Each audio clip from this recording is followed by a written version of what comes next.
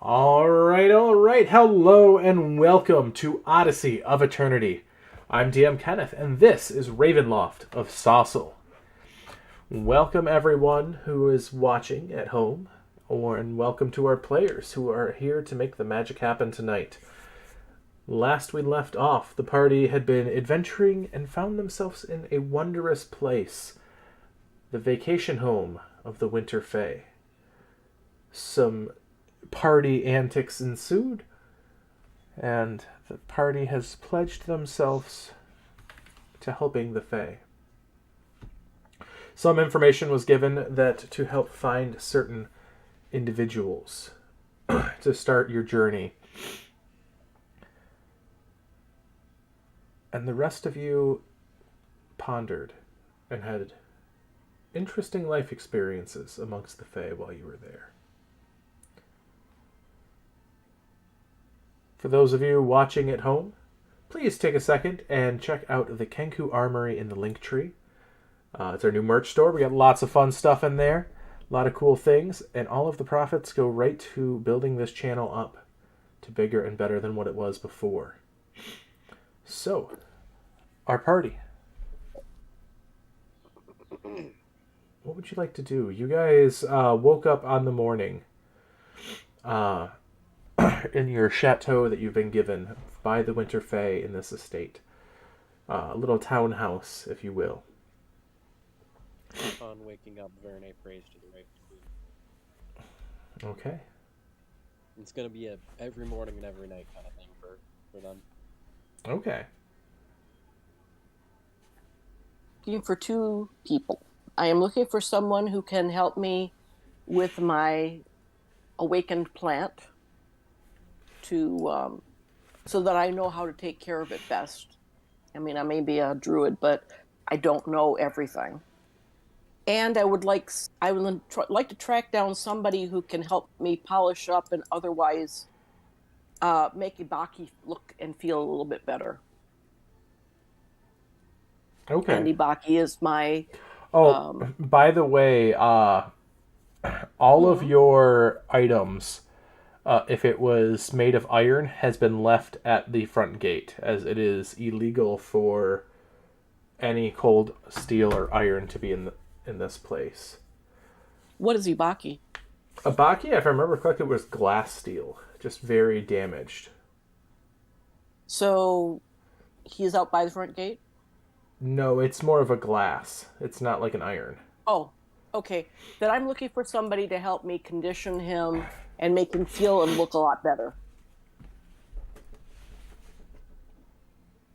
Because right now he's not feeling very well. Okay. So, you're out looking for a Fae...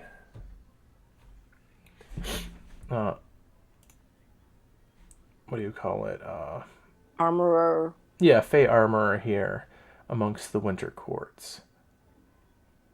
And going about, it takes you a little while to find one, but you do end up finding someone. And it's a large centaur of a man. Arms bulging from years working cold forges. Wears a large leather apron down the front. As you see a blue flame, cold as ice, in the middle of the forge. He sits there, and as you watch, he pulls an item out and starts to check the edge of it. As you realize, it's a large dagger. After a while, he looks back and sees you and just sort of snorts. Oi! What's your kind doing here? Well, we are here to negotiate with your people, but I have a friend that I need help to make better. And I pull Ibaki from my back. You notice he was about to bite off some sort of thing of taking your friend to a Kyurgeon then, instead of a blacksmith, but when he sees the damaged sword, you see his eyes just sort of go wide a little bit. Aye, what you got there? Is that the Snicker snack? of the His name is Jabberwock. Ibaki. Ah, Ibaki. That is a good one. It means cutter. Cool. But as you can see, he's not well. No, it is seen better days, it seems.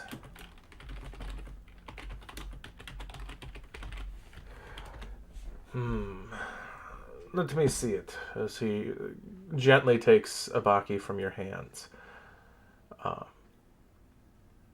This is interesting. This has seen better days, yes. I think we might be able to do something for it. It might not be something that we can do right away. It might be a ways coming. I understand. And Ken, I know that I don't want to take up everybody's time, so this is something maybe we can talk about off. Yeah. So we can. He nods. He's like, I can do some things for this. We shall see what, but.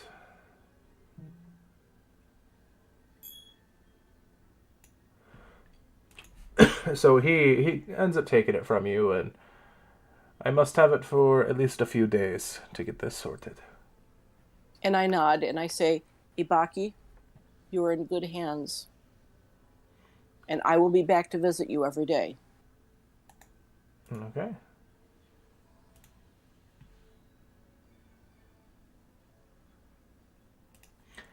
As you walk back, what is the rest of you guys doing? Phelan's probably very hungover at this point from the previous night's revelry and having gone and spoke to many of the nobles in the court. Okay. You know, drinks and everything. So he's probably just taking it easy right now.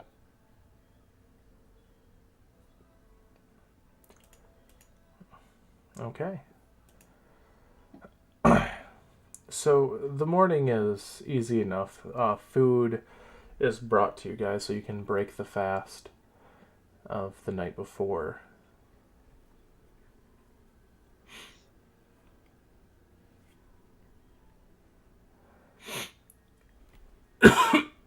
Sorry. I need to go find paints. I need one white and one black. And you sort of walk the area, and a few friendly sprites lead you to the direction of one of the woodmasters here. Someone who uses sort of wood stains and arts and paints and oils in his work to try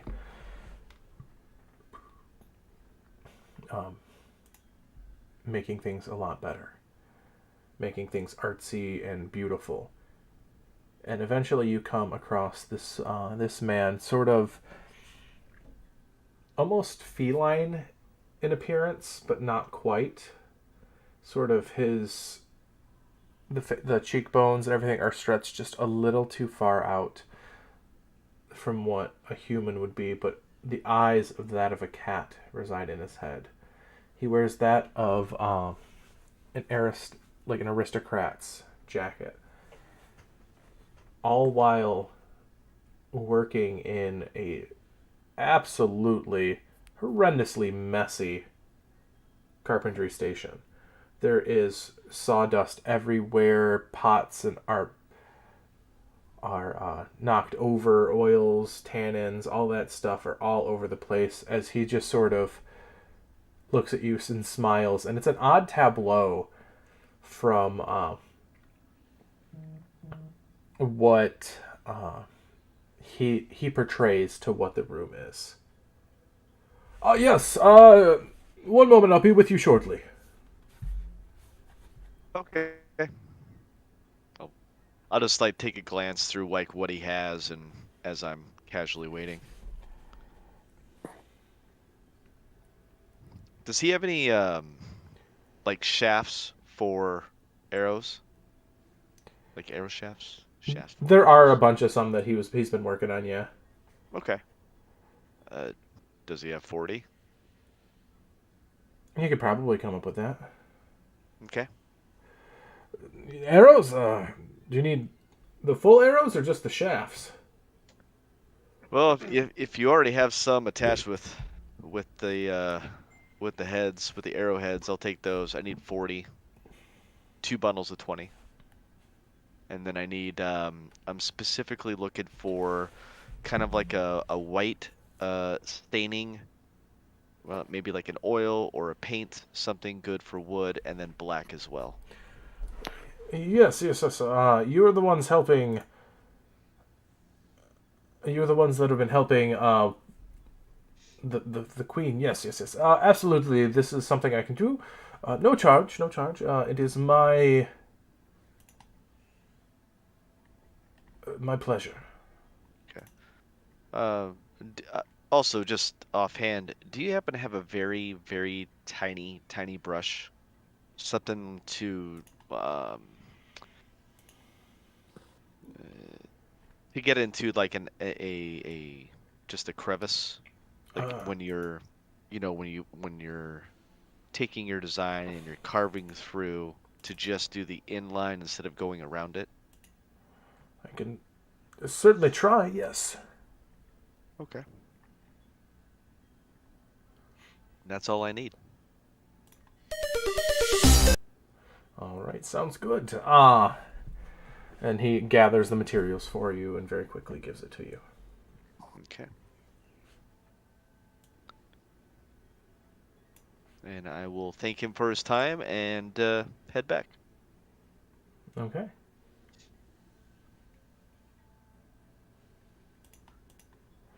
Anyone else? Yeah, Agni would be spending any kind of downtime working on healing potions. So I don't know how much time has passed, but like if we're just, running errands and taking care of miscellaneous things this morning, that's what I would be doing. All right. Sounds good to me. I think. What is it? Let me pull up the potion rolls.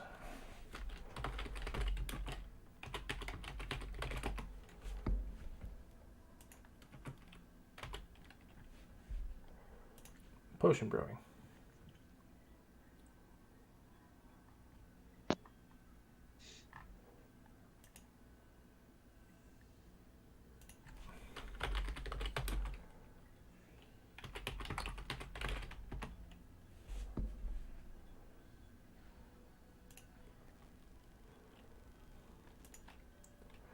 All right, so a potion of healing takes 8 hours and 25 gold worth of materials to make one potion of healing. Right, and since I only need 4 hours of trance, could I have spent some of my overnight hours dipping into that timing? Yeah, absolutely. You can absolutely do that.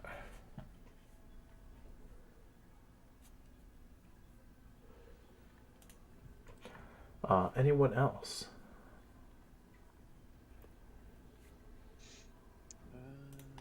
I don't got anything. Vita would not have prayed either in the morning or in the night, and would have wandered out to work on her embroidery. Okay. Yeah, I'm just looking for some. After I deal with the blacksmith, I'm looking for someone who can help me know how best to take care of my little awakened friend, Can Calyx. Okay. I also asked you a question in a Hmm. DM. I'm not sure if it matters. Say that again for your question. I asked you a question in a message. I'm not sure if it matters or not. Okay, pulling up the message right now. Ba-ba-da-ba.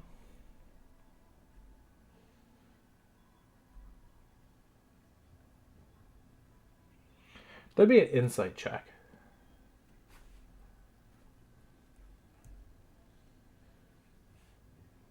Unless it's something that you would think that she would come up with by her own.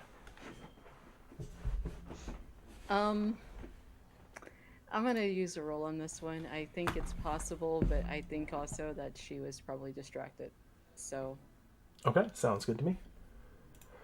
11. 11. All right.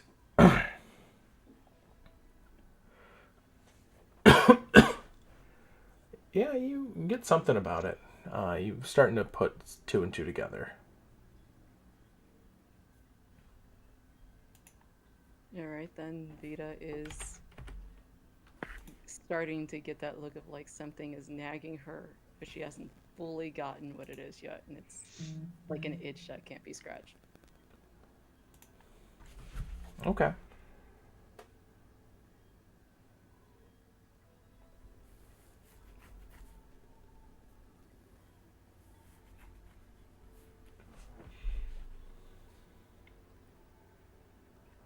Anyone else?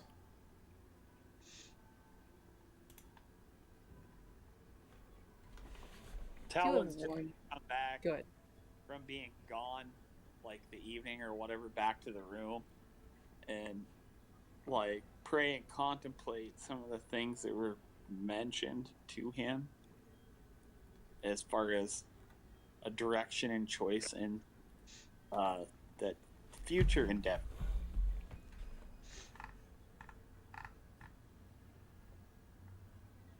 And he Welcome looks back, a lot Tailton. more. He looks a lot more kind of like, I don't know, like Relaxed, enthusiastic, feeling like he's gotten something out of his system. Like you really let a load off? It was nice to find a connection and share religious ideas.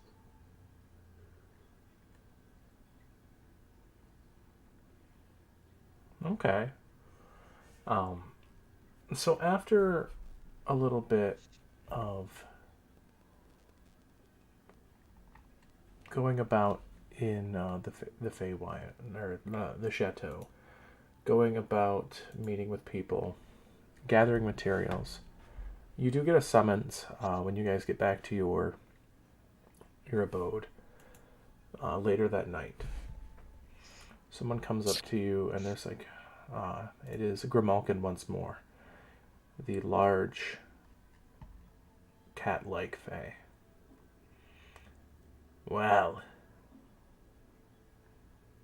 you all follow me. You've been summoned to the armory for the swearing-in ceremony. Even if you're not going to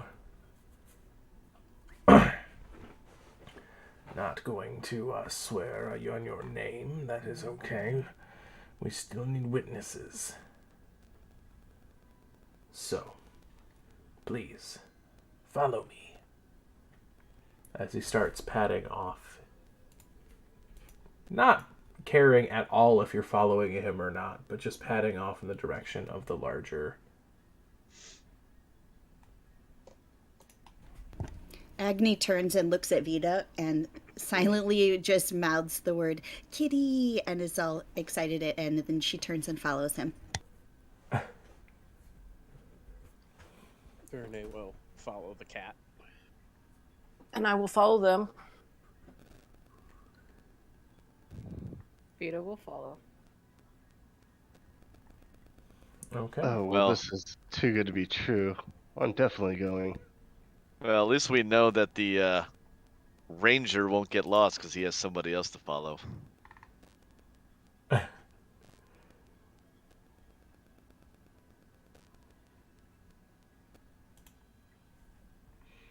Okay. So you guys follow through, and after a bit, you guys are brought to a large room. You see the floors here are made of a glacial ice surrounding blue and white marble tiles all about. Almost like an ice rink with a walkway around it.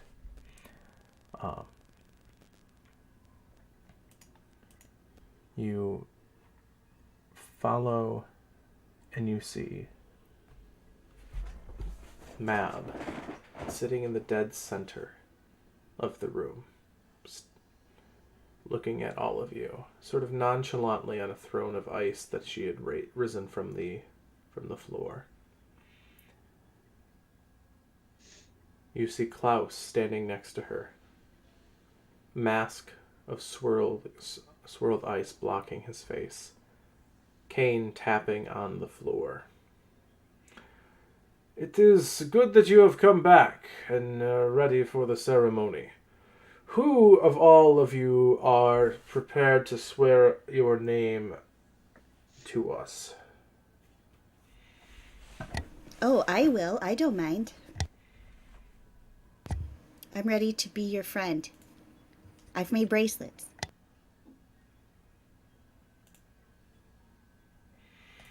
You've made bracelets.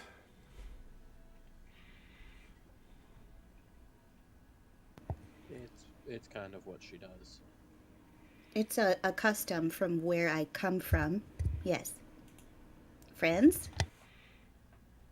I would say we are friends at this point, yes.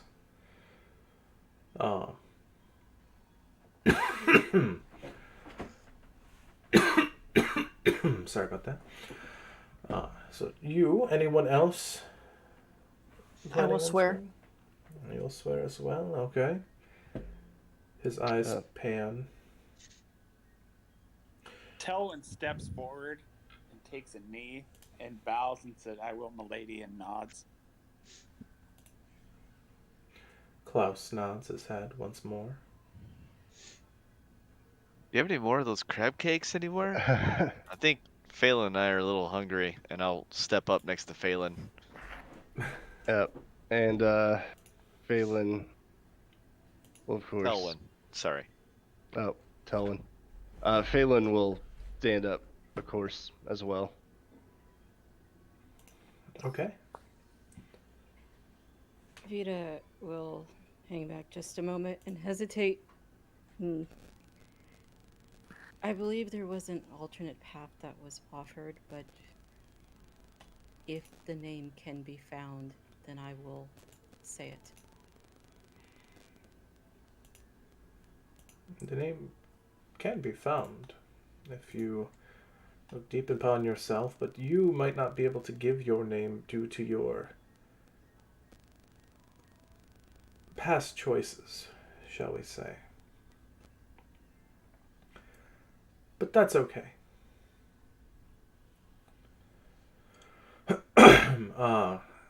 Things like this have definitely happened in the past, and you may take a blood oath instead of your name. All we require is a phylactery of your blood, and that will allow us to find you shall we need. Even if he has agreed to the terms? If he has agreed to the terms, then there is no reason for us to do that, and you can give your name freely.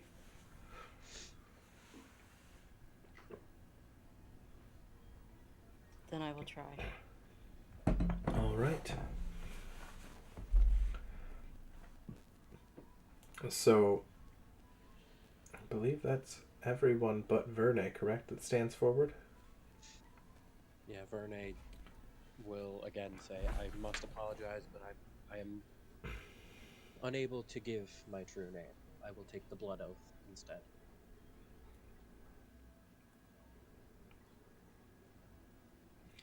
All right. A blood oath is something we can do for you as well. All right, please step forward. And as you guys step forward a bit more, you see Mab lifts her hand, and a small, almost, it looks like a sun appears. A miniature blue light. So concentrated that it almost hurts your eyes to the point where you have to look away. She sort of puts her hand flat in the air, and the little mote of starlight comes towards you guys. Klaus relays her words. All right, so please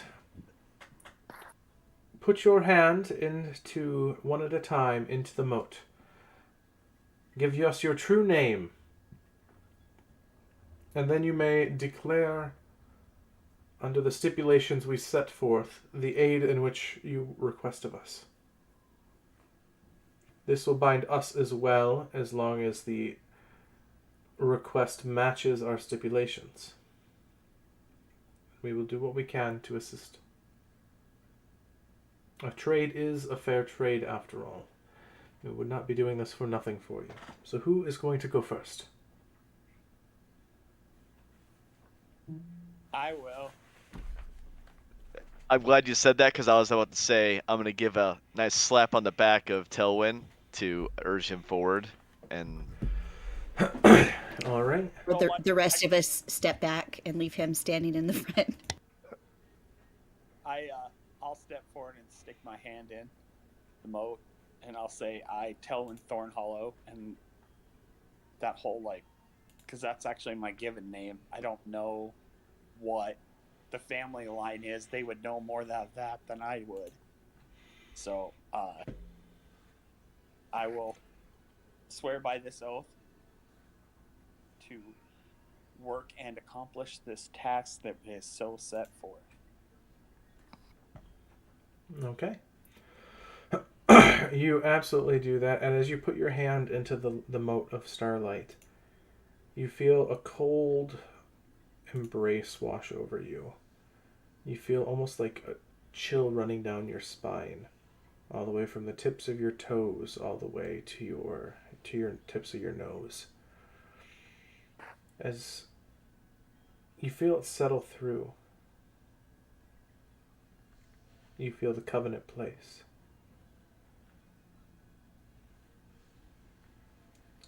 Did you declare what you were looking for in aid? Yes. I would have left that request or whatever with them personally when I went over to talk to Lady Adeline and the Queen. Yes. Okay. All right. So you do that. You feel the covenant place. As you step back, you notice you have a snowflake burned into the back of your hand. Not like burned, but tattooed almost into the back of your hand.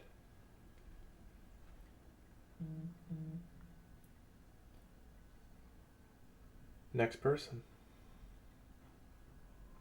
I'll go. All right, Panaki, you stand forth. The Yes. mote of starlight gleams in front of you. And she swears and she says that her name is Panakadashi Naki. All right. You do that, and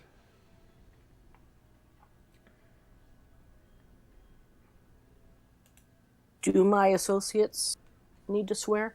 they do too, but they look to you to finish saying what your aid is that you are looking for. Let's say that I did, Ken, and because I still don't know what it is that I want. Okay. So let's just say that I did and leave it at that. Sounds good to me. Next person. Agni will step forth. And I'll put my hand in. All right, you feel that absolute cold come over you. Oh, I like the warmth. Oh, I don't know if I'm going to be okay with this. I'm a sun elf. I really don't like the cold. Okay. Okay, I could do this. Agnes. He will go up and take her hand in reassurance. Oh, thanks. Thank you. This is just so cold in here all of a sudden. I'm getting really nervous. I, Agnes Blaze, hereby, blah, blah, blah, blah, blah. I don't know. I would have told them something kind of vague as far as the request for aid, but something kind of to keep things interesting, that'll help me be powerful, but also, have fun, wink, and because they would know what domain I am without me saying it, in front of everybody else. So Mm-hmm. something that is applicable to my character as my person, something that'll be super fun. Everyone will love this. Don't worry. All right, so you do that. You step back as you feel the covenant snap into place. Who's next?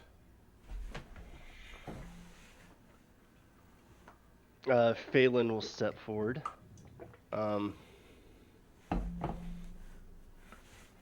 Place his hand in there, and I'm going to whisper my true name very quietly into the contract. Okay. Sounds good to me.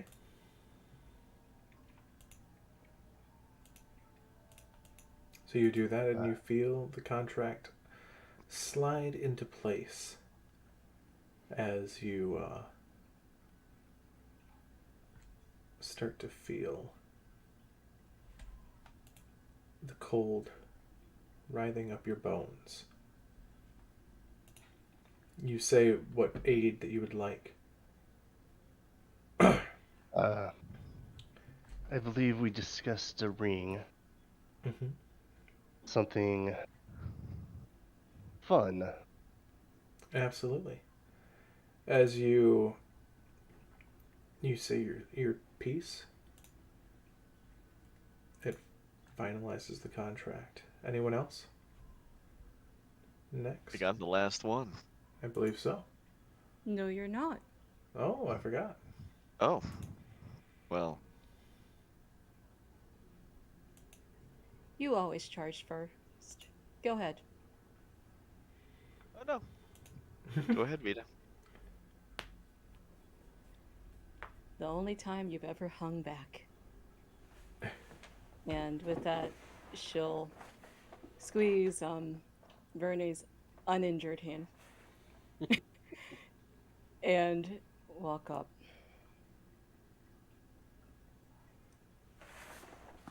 Okay. And she will take her oath. And as she does, the tension in her shoulders gathers as she remembers something that she doesn't want to remember. And she chooses very softly to say the word with it's that's not it. That's not the word he said. Do the rest of And us see then that you are distressed? if you try to go near her right now, she will shake her head and the anger will rise. It's Galeth. And then she will say the item that she has in mind, which is the armor of the scaled serpent. Okay. You say that, and the deal sinks into place. Immediately she walks away from that, just back to Verne. Okay. Verne will grab her hand in support.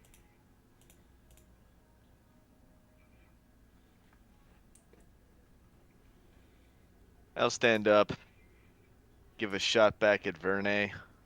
One of those ones like, not necessarily saying that he's a chicken shit, but one like, you're scared. And then I'm gonna look over at Phelan and just be like, I guess all you had to do is offer them magic items to get their true names, because they sure gave all this up pretty easily. And then I'll walk forward and I will throw my hand into it and say my name very loudly, because I'm not scared, like some people. And I will say Nauma Essa. And for the item, well, if you want to know the item now, either bracers of archery or Hey, if you got a fantastic bow back there that I could do some crazy damage, I'll take that in place. All right. And then I will encourage Steve to go up and. Steve just looks at you and just starts shaking his head vehemently. No. It's alright. I already have Steve's name. I We're will. good. And I will offer to go with him. He vehemently still refuses. You see, he's practically eating his own mouth at this point, trying to not say anything. Okay. Does the contract take with me? It does, yeah. Okay. As long as that was your real name. Because this knows if it wasn't your real name.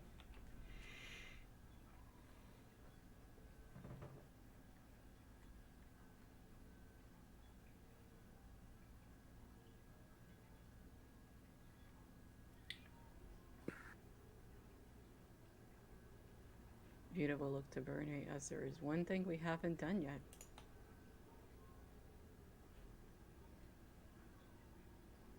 Verne will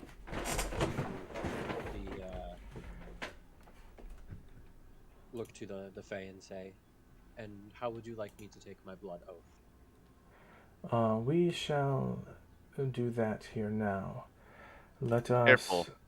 He might pass out from the loss of blood. This is one of those things that...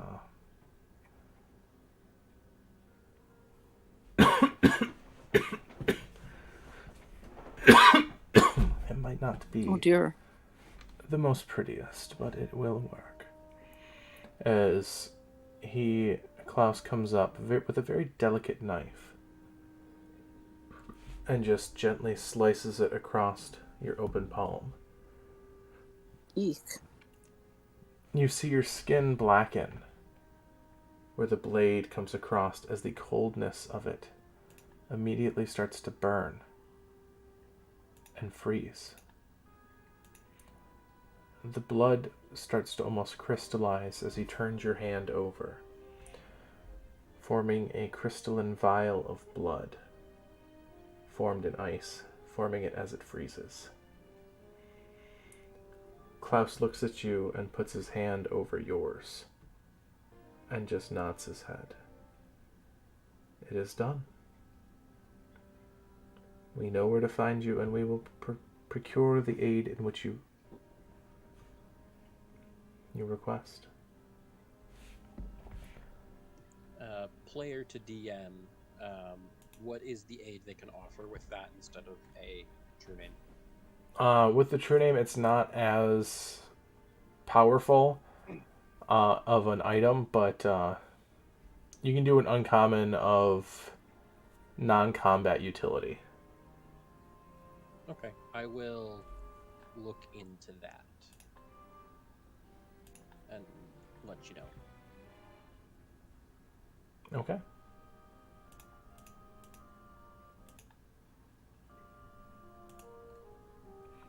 Do we have the items if we ask for them? They look at you and they're like, all right, so in order to get the items, follow us. As they Klaus leads you to a room very close by. As you see, all of the items that you have asked for have risen out of the ice. Actually, I already know which item I want. I want a bag of... Okay. All of the items have risen out of the ice, sort of floated up. As you see them, and you're able to grab them safely.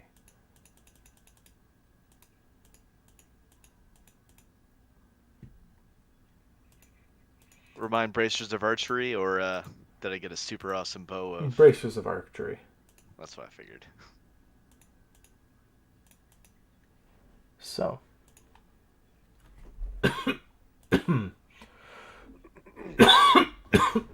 Sorry about that. This is so exciting, you guys. Look, I got a bag of tricks. And I show it to everybody. It's gray. I feel like this is somewhat dangerous in your hands, but that's not a bad thing. No, it's gonna be fun. We can play tricks on people where they all die. So Klaus looks to you, what do you call it? His mask dipping down. Please, I believe you have a lead. I implore you to start following it as soon as possible. Agni, do we owe him a bracelet? Oh, yes, for sure. I'm sure I would have made him one, last night, so I'll just whip it out. Phelan takes the ring, slides it on his finger, speaks an arcane word, and the ring disappears. Okay? Vita will collect her armor for just a moment, and then immediately shove it into Phelan's hands. Sorry, what is this? I took this because I wanted to give you something. Vita, I'm deeply honored you gave up your true name for this. Are you sure? Absolutely. I don't like the concept of you having wandered out into the orchard alone. If you had died, nobody would have known. I realize you're very competent, but at least if you have this, maybe it's somewhat like having someone there. I will treasure this. And when I'm able, I'll return the favor. Not necessary. Vita, if you've seen anything of my people, you know it is necessary.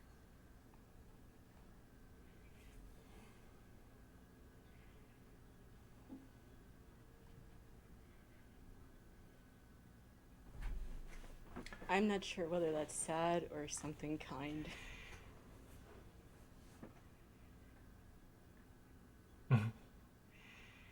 Because you can't give anything freely. It is how our people work. It's just the natural order of things. Tell me about your god sometime. I'd be happy.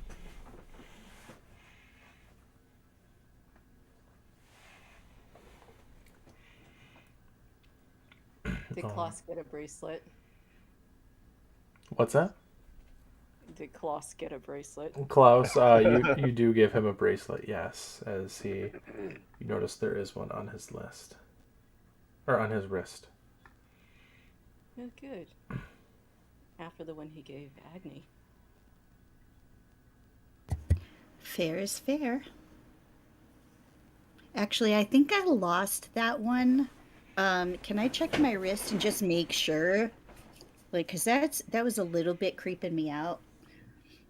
A little self-conscious about that. You look at it and see nothing. It's fine. I just left it in my other pants. That's all. It is okay. It is nothing of import. But please, go find this lead. Go follow and help. Find a goal and follow it. And please, let's all go home. Just out of That is curiosity. something we can agree on. Huh? Just out of curiosity, the white dragon that was here last night, what was their name again?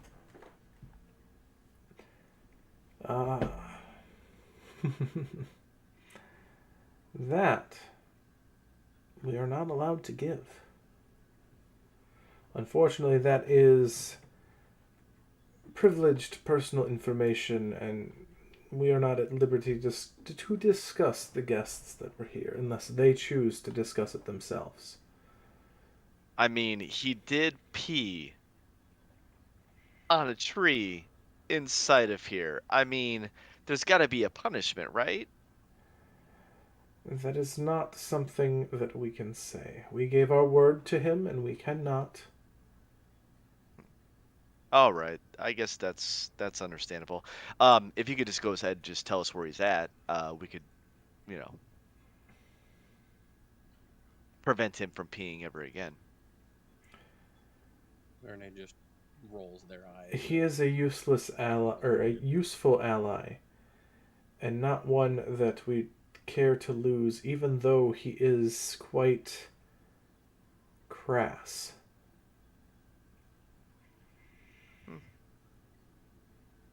So north, west, where is he at? I mean, we don't. I mean, if he's an ally, he should be friends of ours too, right? No. You are to stay away from him. That's not part of the deal. This is us just telling you. You have your leads. He has nothing to do with your leads. You should leave him be. As I believe he is definitely above your, how do we say this, pay grade? He was not the age that we were told he was. This is true. What age were you thought that he was? Younger. Oh, just an age. Well, one bit that we can give you is any dragon that knows how to transform to that form of a man is definitely older than what they let on. The people that live in the area are a bit worried about the appearance of a dragon. Yes, I can see that. That is definitely a concern for townsfolk. I understand that. Maybe He's just keep also him from peeing all over everything, you know, and just like tell him to stay over in one area and stop peeing on townsfolk. You know. You see Klaus sort of freeze for a minute, and he turns to look at you. My mistress assures me that our mutual friend has been put on ice for the time being. He needed to cool down for a little bit, and he will not be harming anyone for the foreseeable future. Yeah, I know how Mab puts people on ice. We appreciate that. We will let the townsfolk know they do not need to worry about it. There is other things for them to worry about in these woods, but the dragon need not be one of them.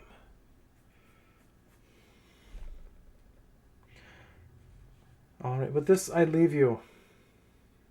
DM, I have a question. Yes. Would that constitute of us removing the dragon threat and completing that quest, since now the dragon is technically put on ice and is no longer a threat to the townsfolk? If you We can were only find... asked to get information about him. That was what the reward was information. That was one of them. One of them was that. The other one was eliminating it. You know that elimination usually requires a head at the Fang's Bane. All right. They made that very clear the first time you guys brought in, or you eliminated some werewolves. They made an exception that one time, but told you that from now on it required proof. Also, question: is that mark still there from where they cut my hand? Yes. And all of you guys, where you put your hands into the into the moat, you have a snowflake sort of almost looks like a frostbitten into your skin. Almost Are like they a all tattoo. different? They are all different. Cool. Do I get the impression that even with magical healing, the mark will not go away? Yes. Okay. I just wanted to make sure. Okay.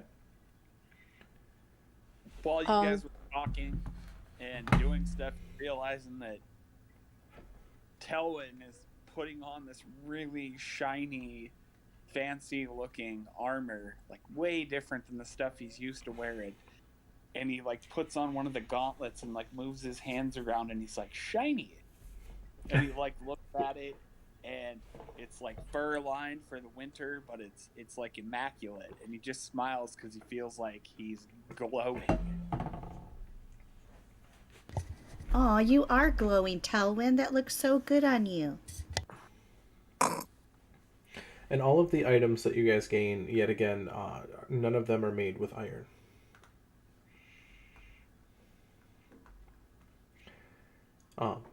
But Klaus turns around briefly on his heel, or very quickly on his heels, and marches away. You have your orders. You know what you need to be doing.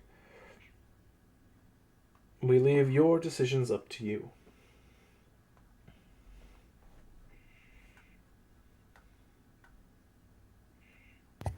Okay, guys, where are we going to find a hermit with a clockwork heart? Like, are there bait traps for hermits or something? Where do you look for a hermit? A cave? Mountains? 20? Mm. Under bridges? I think the first place to check would to be asked around the towns.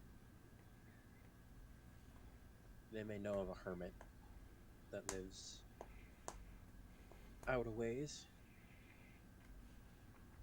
You know the Fangsbane might also be able to give some information, but yes, they're telling.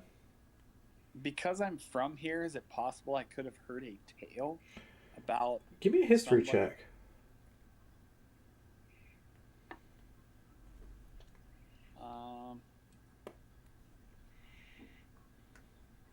A 10. The hermit with the clockwork heart is something that definitely has been told in this area. You've heard tales of it from Inyevik. Okay. Last you knew, the tales sort of talked about the ruins of the cataclysm.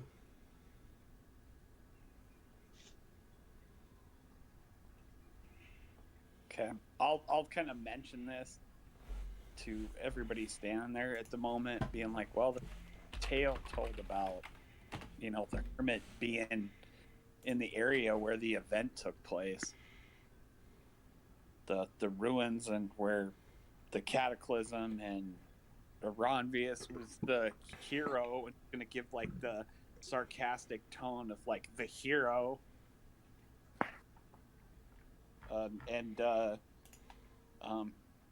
That's kind of like the little bit that I know from, you know, growing up here, but I couldn't tell you a whole lot more about it. Well, it's a place to start. It is enough to start on. Thank you, That's Talon. also the place. Isn't that also the place that Chi-Chi mentioned? That we weren't supposed to go? I'm not saying we shouldn't go now. I'm all for it. But Honestly, me as a player does not remember that moment with Chi-Chi and what Chi-Chi said. You would know. Chi-Chi was kind of traumatic in general, so I don't remember either. You would know that the remnants of this place was the old city of Naupau. Or Naupau. Naupau.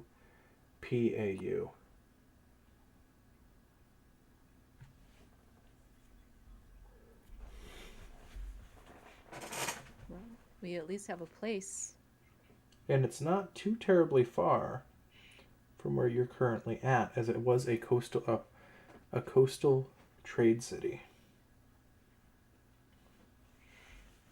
I'm going to look over at Vita, and I'll be like, yeah, you know, him talking and his thing or whatever, he kind of lost his head situation, so I get why you don't trust him. And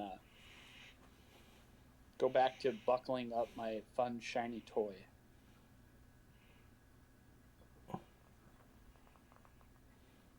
What do you mean? Are you talking about why I didn't trust Chi-Chi? No, I'm talking about, well, he's kind of at a loss for words at the moment because, yeah, he's without a head.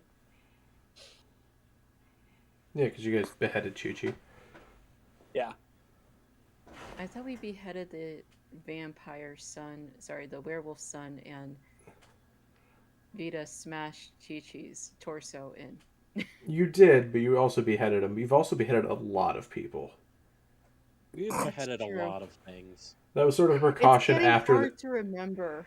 That was sort of precaution, I think, after Chi-Chi. Most enemies you guys have beheaded after Chi-Chi. No, I think Verne requested that we behead Chi-Chi, and then we've just done it ever since.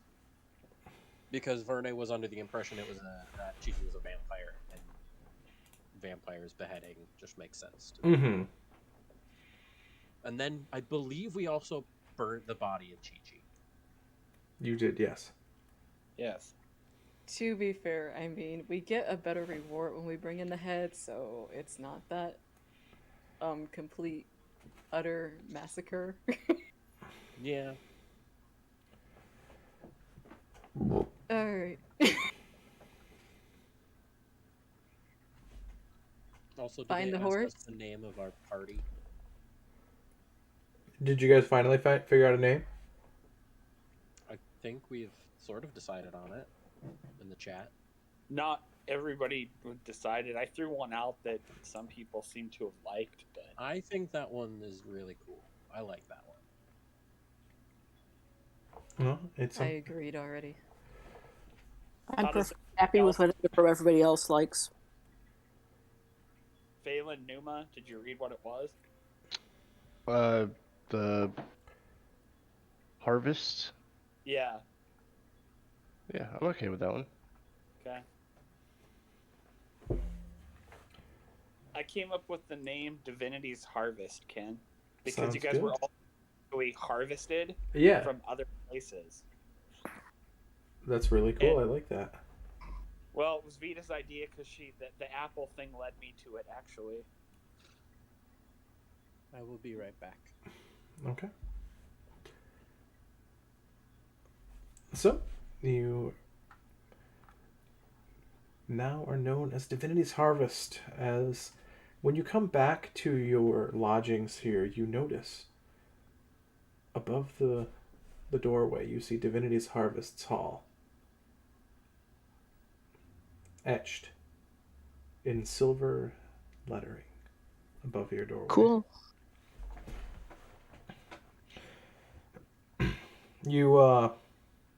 You also see Klaus once again sitting there, cane tapping against the wall.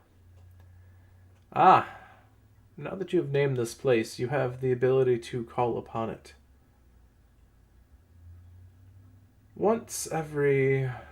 Let's see, what's the magic up to right now? Some of our magic is diminished here at the moment. So through finding artifacts that you can use to boost it, you can improve this place. However, right now you can use, and he hands you guys a silver key with very ornate carvings into it. You use this out in the wild, find any hard surface, and set the key to it. The key will sink in, and you can turn and unlock the door to the estate. You can then find yourself here, and rest here for up to 24 hours, before needing to return from where you were. You can use this magic about once a 10-day at this point. But it'll always guarantee a good rest. If you find any magical artifacts, you can use them to improve upon the magics of this place. Cool.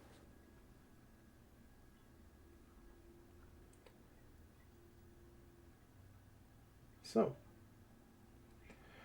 with this, I need to be going and attend to Milady.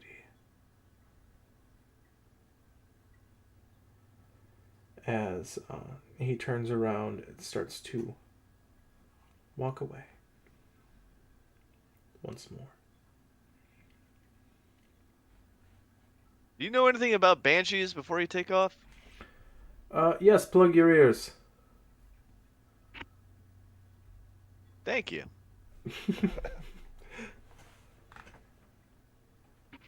Anyone seen my horse? It is in the stable on the side of the manor. He says as he's walking away.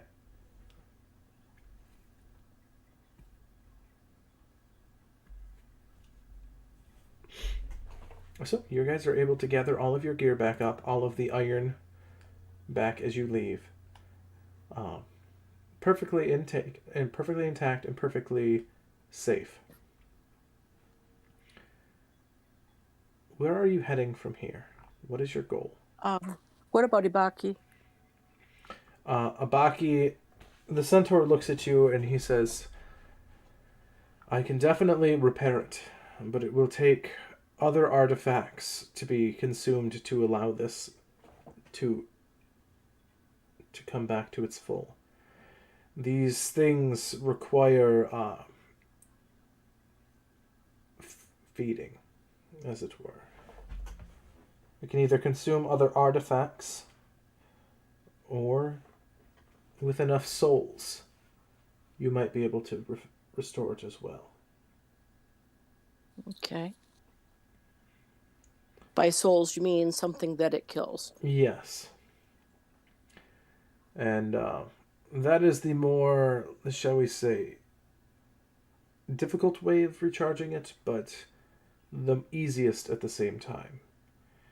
It would require you 50 souls per level of enchantment that is upon this.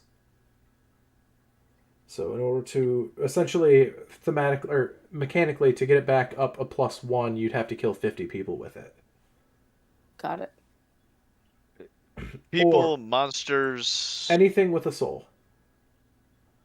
Does it make a difference if I kill someone by its magic?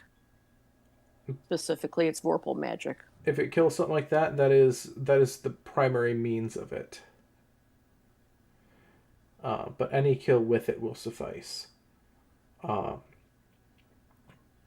If you, however, it has to have a soul, so undead won't count, or demons won't count, or devils because they don't have souls either. Got it.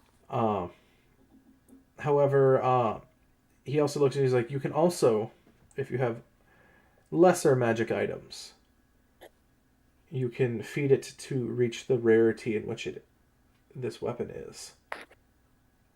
So it'd be like X amount of uncommons would give you, like one uncommon would give you a +1 till you got back to like the legendary, but you'd lose that other item. Got it. Right. So Ken, how many cows does she need to kill? Or sheep? Or We've sheep. got a thing against sheep. So it's a Sheep. it's a -3 right now, 50 per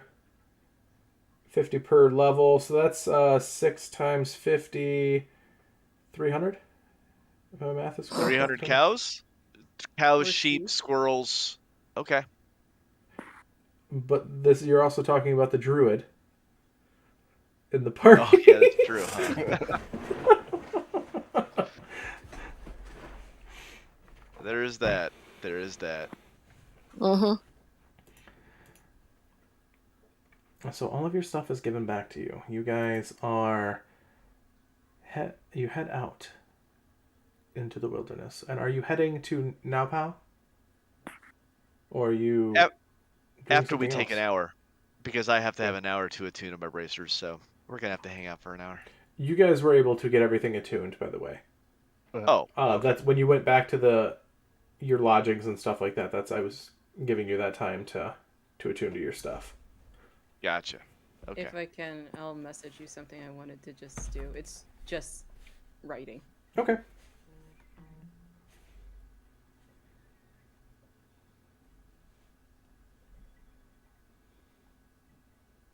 You would have seen before we left, actually, there was a very expensive looking chest in our room.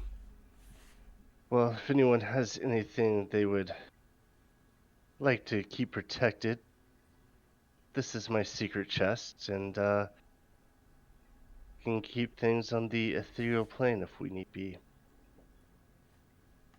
Like, say, a key we don't want to lose. Not the worst idea. I have returned. Kenneth, Yes. I think under the circumstances with her having this Vorpal sword that she's already attached to, I'm going to get gauntlets of ogre power. Okay. So you're able to get those, and you put them on as you see the corded muscles in your arms start to thicken and fill in the gauntlet. Well, when you consider she started out with an 8. Oh yeah, no, the muscles that once were wiry, the arms that were once wiry and thin, you just start bulking. Like almost like you put the gauntlets on and you inflate.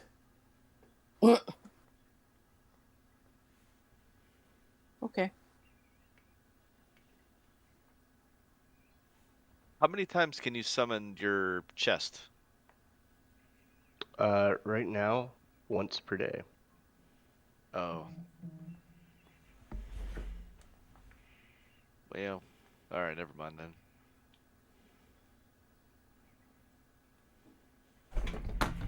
Now, will my 19 strength stay 19 even when I transform into animals? I believe so, yes, because wild shape. Got it. Okay. Well, no, it would be the Yeah. strength of whatever animal you turn into. But with the magic art, the item overrides the strength sword. If it's a feasible item for that creature to be wearing, like I know the belt of giant strengths carry over because any animal can wear a belt.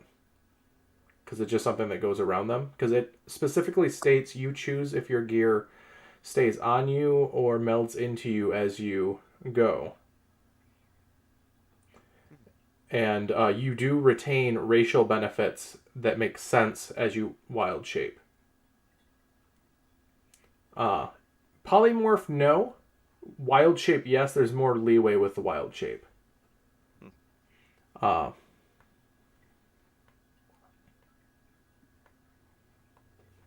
Cool.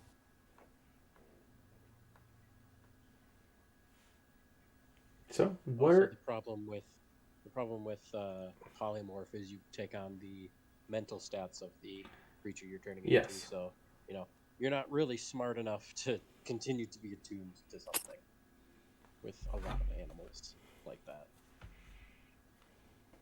But I keep my... Yeah, with wild shape it's different. You keep all your mental stats. Cool.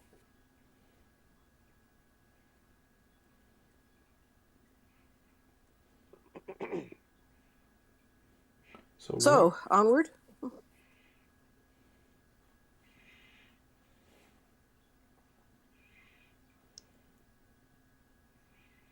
I say we start going if everyone is ready to. Are you heading to the towns? Are you heading to Old New Pow? Now Pow? What is the plan here, guys?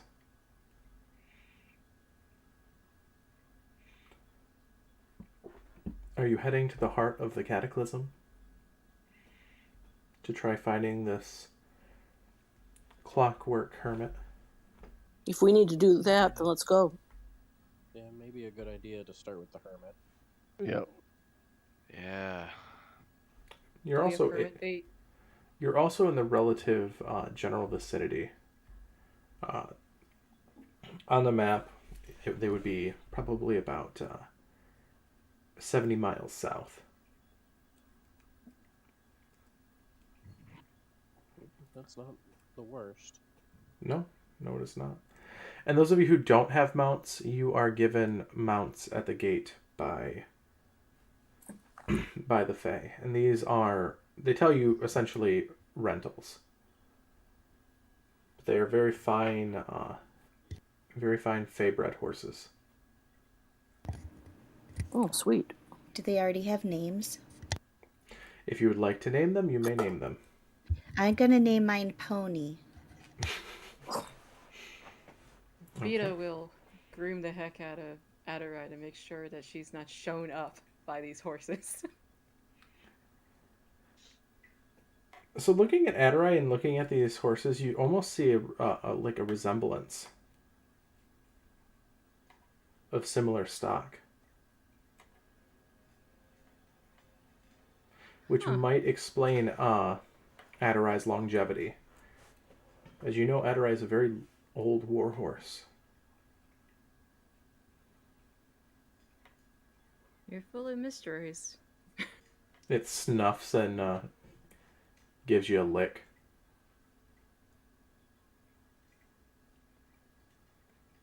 I don't taste like apples anymore. I don't taste like apples anymore. You just got a large, like, part of your hair is like standing up where it licks you on the side of your head. As of course it's cold and it froze. So you guys take off to the south, following the coast, leaving this place behind. I just want to point out, I think this is a very bad idea, but I'm just going to go along with everybody else. But just putting it out there, I think this is a very bad idea. So what's your idea? To go get some real information, but we can go to the heart of the cataclysm, whatever this thing is that blew up everything, because I'm sure that there's nothing dangerous over there. So we can go. And then I'm gonna look directly at Verne, roll my eyes at them, and then just continue off with over by Phelan and just stay over there. If you would rather take your own road, nothing is stopping you. I'm gonna look at those two guys when they talk, and then be Did like, Phelan just talk to me? Oh. And then I'm just gonna continue going. I'm gonna look at those two Verne, guys. sorry. They're quipping here, and I'd be like, well, the only other thing we can do is go to the town closest to it and see if they've heard anything or seen anything of said hermit. You do know there is a settlement just outside the Cataclysm Zone, known as New Pau, or New Now Pau. I don't know how to actually pronounce that, but so Now Pau is where I'm saying it. Now see, that sounds like a much safer idea, you know, because people are concerned about charging into things and all of that. This seems to be a much better idea. Let's just go to a nearby town and get some information. Thanks, Telwyn. Lead on, sir. Lead on. Sure. So, still to get here, following the coast south is your best bet. The coast of the Sea of Endless Mists is one of oddity. The waters come and go, ebb and flow in such a way that the green waters almost seem to be thick as soup and mist, just sort of lapping at the shoreline. It doesn't even look like if you went into the water that you'd even feel wet. It looks as if it is mainly just a wall of fog that it ebbs and flows on the shoreline. The green mist swirling.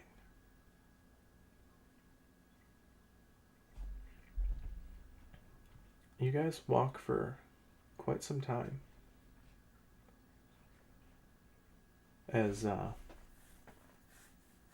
you hear a sputtering from the mists, from the shore.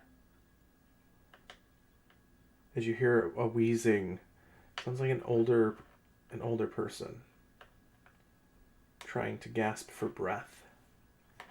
And Phelan and Numa, you definitely feel almost a pain of sympathy here, as You, of all people, recognize the mist poisoning faster than anyone.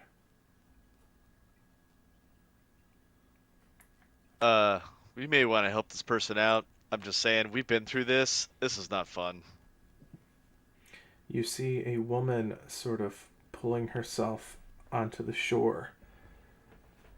Her clothing colorful, very almost Vistani-like.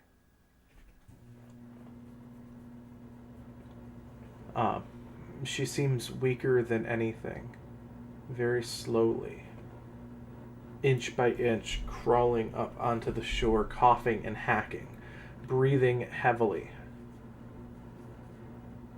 Verne will,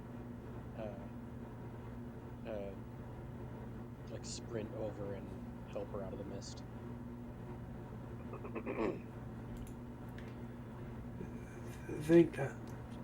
Thank you. As I dismount and offer her a good berry. she takes it and eats. I am my name is Ez. Ez the Envier. At your service, and I appreciate you pulling me out of that and being so kind. Why were you in the mists? I am a mist wanderer. I was coming from another land. And trying to find my mentor. But I do not think I think I made the wrong turn. Are you saying you have a way to navigate the mists? She sort of bites her lips for a second as she pulls herself to sit up upright. I have a way, but it is not something that others can do. Only certain few have the ability to mist walk, and those are Vistani born. I was born of the people. And, well, learned some of the ways before I cut my ways with the tribe. My mist wandering is not perfect, it is flawed, but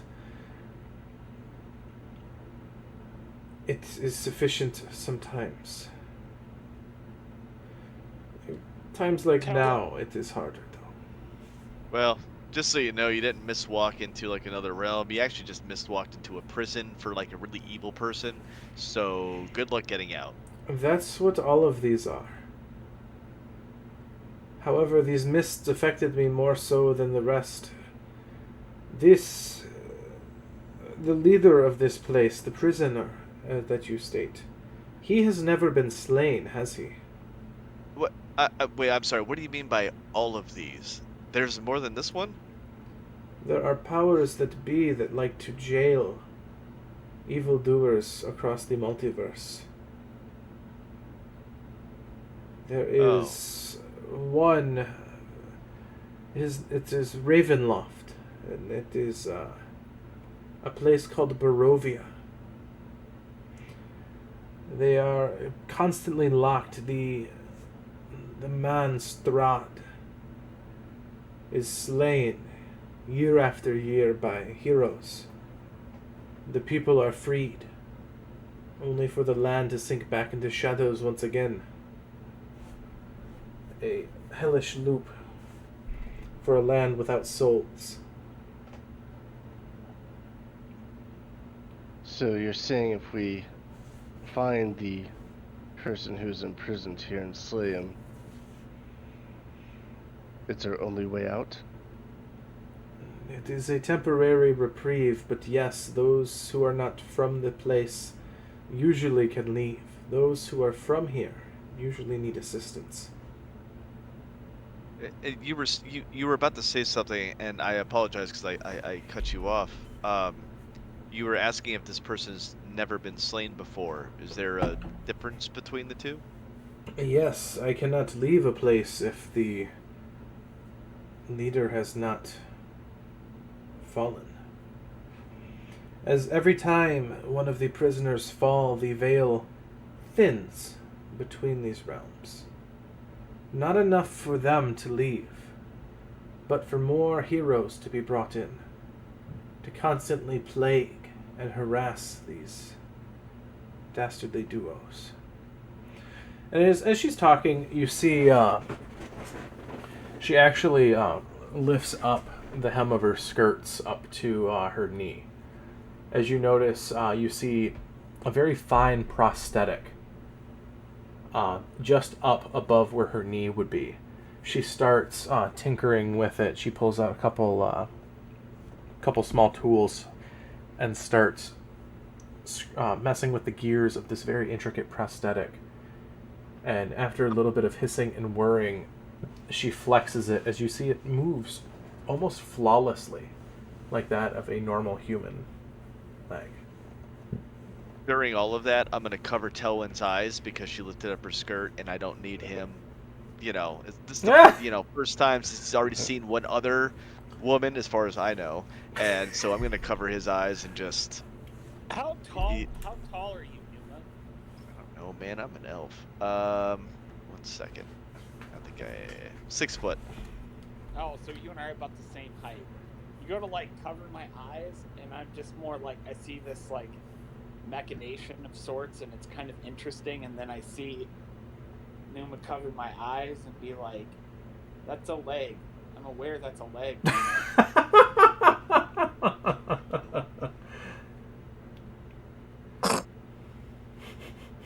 Nita will side-eye Tillman. That's a leg. It's a very interesting leg you have. Yes. Never met someone that has a heart like that. A heart? That would be interesting to see, but no, I have not. As she sort of slaps the leg, she's like, I got this after a werewolf attacked me.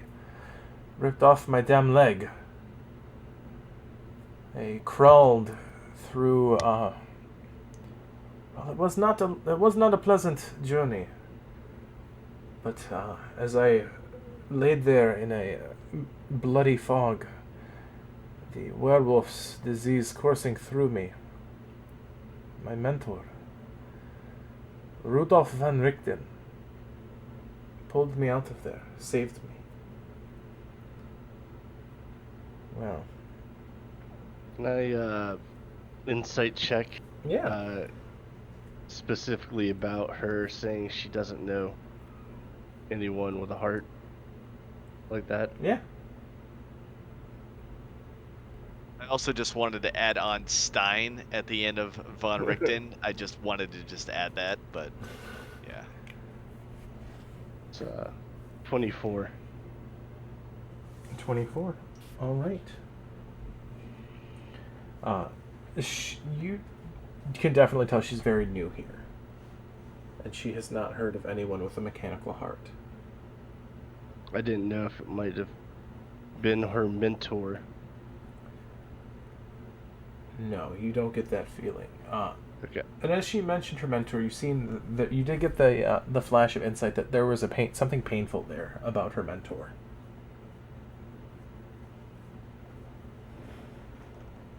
Ken, would I have, just on the off chance, would I have heard of this character, Van Richten? Any? Because I want to know. Yeah, you can give me a history check. This will be at disadvantage. Fair enough. I'm just curious. I really want to keep saying von Richtenstein. Just not rolled at all tonight, so I didn't even have my dice out. Just another ranger unprepared. Well, even at disadvantage, that is an 11, which, with a +1 to history, that's not awful for me. It could have been a lot worse. All right. Wait, didn't you take a vow to always be prepared? My Eagle Scout is crying. All right, so as you guys are sitting there talking to her, you hear a wail from the mists. A whale? Not a feminine wail. And then you hear a drag, thump, drag, thump, drag, thump. As you see two very large figures in the mist. You also see several smaller figures. You see about 6 smaller figures standing at their feet through the mists. Do they appear hostile? They're standing still for the most part. The large figures seem to be about 30 feet tall. Eep. You see very large clubs or great axes. It's hard to make out through the mist. That is what sounds to be the drag, thump, drag, thump. Can you tell how far away they are? With the mists, they are quite close to you, actually. They're about 20 feet. I'm going to use Eyes of the Grave. Oh yeah, they're dead. And as you do that, your eyes flare with it. The large figures let out 2 incredibly large wails and charge. As this is initiative. We're going to take initiative, and then we're going to go on intermission. And then get into this combat fresh when initiative... Alright, Numa, what is your... I have to pick my dice. Give me 1 second. Alright, we're gonna go with this one. Alright, LB.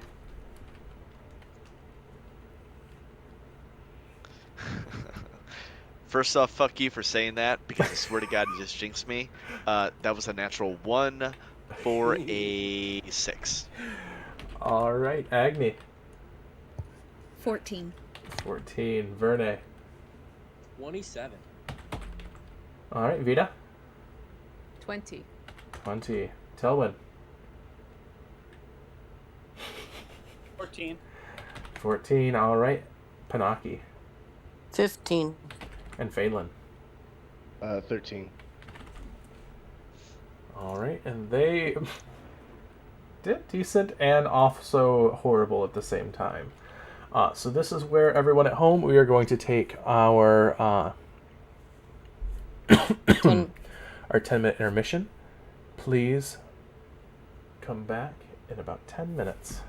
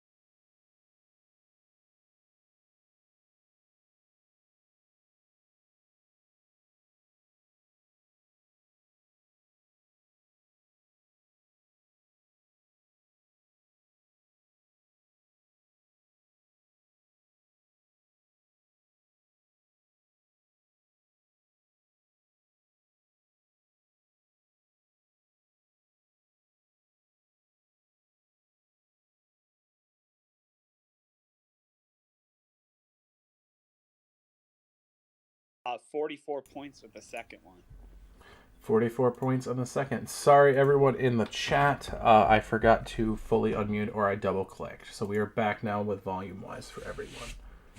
What was happening is these Mist Titans rushed out of the mist, attacking the party, dropping Numa and damaging Verne. Numa was picked back up by Panaki.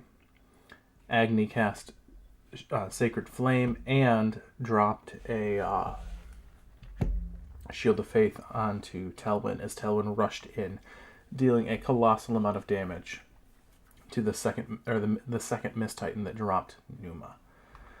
There are 6 other humanoid figures in the mist that have not gone yet. Anything else there, Telwyn?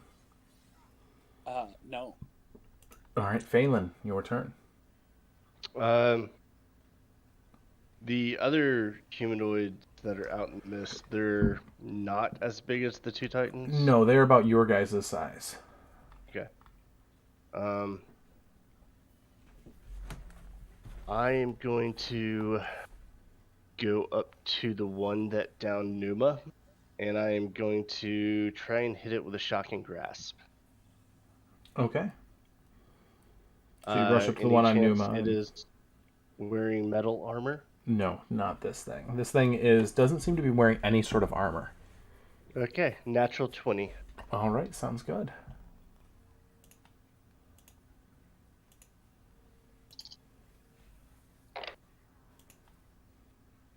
Yeah. 17. Shocking damage, and it does not have its reaction. Okay, 17 till and the no reaction. end of its next turn. You notice Stun-gunned it. Sounds good. You notice the mist starting to pour from its wounds quite heavily. And I am going to bonus action cast Magic Weapon on Numa's bow. Okay. And whatever remaining movement I have, I'm backing up away from them as far as I can. Okay, so about 10 feet. All right, very good. Next up is going to be the Mist Walkers. The 6 walkers in there are going to let out a rattling, rasping howl in unison. Almost eerily so in unison, and the shiver down your spine you feel all throughout as they charge. These ones are all going to jump onto Telwyn. Telwyn, you are going to take 12 attacks here.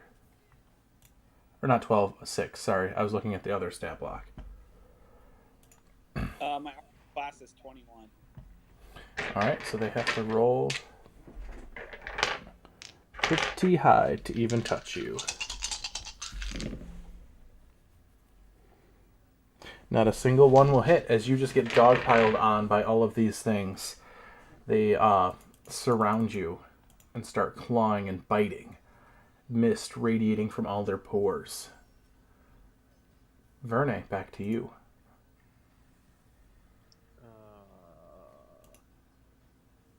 I'm pretty hurt right now, so...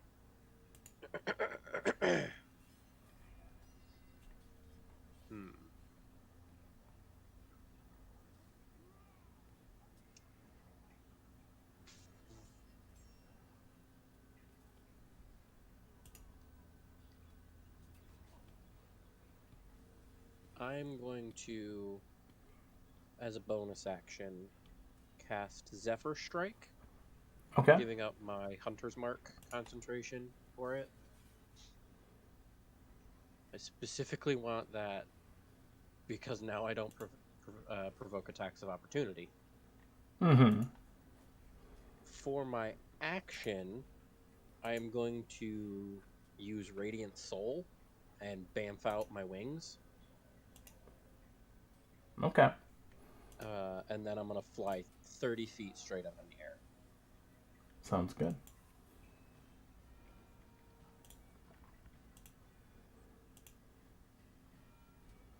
Anything else? Nope, that's it. All right. Next up, Vita.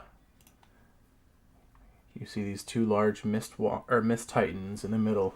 Telwyn is getting buried under a pile of your size humanoids, but they do not seem to be able to do anything to him yet. Yeah. Alright. So, that's still gonna not change my plans. Alright. Armor of Agathis, and I will give 5 points of healing to Numa. Okay.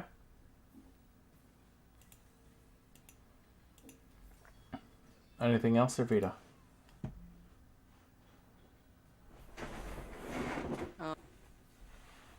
No. No? Alright. Next up, Miss Titan that was on Vernay. Vernay, you said how high did you go up? 30 feet. Numa, I thought you already went. Or did I skip you? Sorry about that. You were right after. He did not go. You were right after Phelan. So take your turn, Numa. Sorry about that. So I'm after Phelan? Yes, you're immediately after Phelan. Okay. Sorry about that. No, you're okay. That happens. And that thing does not have its reaction right now. Yes, it does not have its reaction. And you have a +1 magic weapon. Okay. Yeah, I already put the +1 down there. That actually saves what I was originally going to do. And I'm going to look over. Thank you. And then I'm going to run 30 feet the other direction. But as soon as I hit my 30 feet, I am going to take aim at the one that was directly to my left, because that was my original plan before I went down. I'm still going to keep that. And I will make my first shot. So is that the one that was on Vernay? Yes, that one right there. Correct.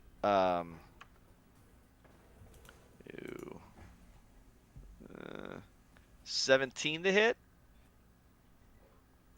17? Yeah. 17 will hit. Okay.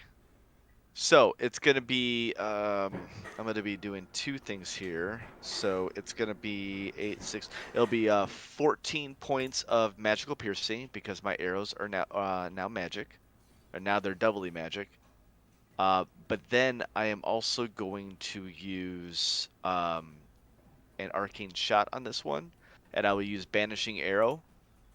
Creature hit by this arrow must succeed on a charisma saving throw. DC is 15 or be banished. And then it will basically, it's 0 speed, incapacitated, and it comes back at the end of its next turn. Alright, it gets a 14. Nice. Okay, so it is now gone. Yeah, it disappears. And then I will use my next shot at the one that put me down that everyone else is now attacking. And that's a 7 for an 18, so I know that hits, right? Mm-hmm. And that will be... Fuck. Not actually, you know what? I'm gonna re-roll this with my piercer feat, because it was a natural 1. That'll be 14 points of magical piercing. 14 points. All right. And on the other one? On the other, yeah, because there's only the one Titan left right now, which is Yep. where the other ones are surrounded by. And then I will use my bonus action for my second wind. That'll give me 11 points back, and now I'm at a whole 24. And that is my turn. All right, panning back up to the Titan's turn. It appears at the end of its turn, right? At the end of its turn, it reappeared. Okay, so it pops back in. But it ruins the... It was trying to swat Vernay out of the air because he did not get enough height yet to get out of its range. The next one that was on you that you ran away from, it was shocked up. Phelan, you backed up 10 feet from it. Telwyn, you ran up to this one. This one is going to look to you, Telwyn, as you're being just borne down by all of these mist walkers. It's going to stare at you, and you're going to feel the cold radiate into you, and I need a Constitution saving throw. 21. 21. All right, you make it, and nothing happens. Next up, Panaki. Okay, I cast Call Lightning. Okay. What's as far as I can see back? Because I'm trying to catch as many of these as possible under my 60-foot radius. Almost all of them are in your location now. They're all they're all just bearing down on you guys. Telwyn is buried under 6 individuals, and the Mist Titan that's still there. The other one has disappeared. So one of the big ones is still around. Yes. Technically, Okay. they both are at this point, aren't they? Because it reappeared. Yeah. Yeah, I basically just made it lose its turn, is what I was gonna do. So Is one of them look more hurt than the other? Yes. The one that is on Telwyn looks definitely very hurt. Okay, I'm going to call lightning on the Titan that is on Telwyn. Okay. That's a dexterity save. It is dexterity 14. It gets a 6. Cool. 18 points of damage. 18 points of damage. All right.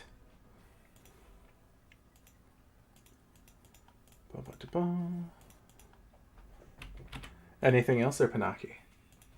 I'm going to back up Okay. 30 feet. 30 feet? Yep, sounds good. 30 feet. All right. Agni, your turn. I am going to reach into my little bag of tricks and pull out a little fuzzy object and throw it towards, one of the big guys. There's still 2 of them. Is there... I guess the one that I originally had attacked, I think it was the one that was on Vernay that was swatting at him. Mm-hmm. I think that's the one. And I'm not using D&D Beyond Dice tonight because fuck that. And I rolled an 8 on the table and summon a giant elk. Okay, that sounds good to me. Okay, there we go. Okay, so let's see. I've never used this, but can he take? I think he can take an attack right away. Correct? It can act at the end of your turn. How they change? End of mine. Okay. Yes, they've changed almost all followers and summons to act on your turn, but at the end of your turn. This is how they've streamlined it in the newest stuff. Okay. The only other thing that I would have wanted to do would be to back up, get some distance between myself and the big baddie. Because last turn I was still pretty close to him, like 20 feet. So I'd probably back up another 20 feet. But I do want to throw I'm going to summon the giant elk first because it's a 20-foot range for that. Sounds good. So you drop the elk right there. Perfect. Yep. And then that would be an action, so I cannot do anything else. I'm keeping concentration on Telwyn's Shield of Faith. So the giant elk will attack.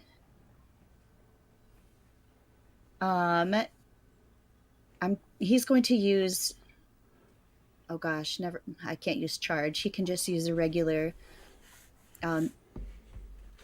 ram attack, I guess. Okay. Okay, plus 6 to hit. Oh, that's not very good. 12 to hit. 12 will hit. Oh, okay, great. These things actually aren't that hard to miss. 11 bludgeoning damage. 11 bludgeoning damage. All right. And that is it. Sounds good. All right, Telwyn, your turn. Am I able to move at all? You can't move from where you're at, but you can move to attack and stuff like that. Okay. But you're stuck in your 5-foot square essentially. No, I'm perfectly okay. So, if I were to use Word of Radiance right here, how many of these things would it affect? 7 and an elk.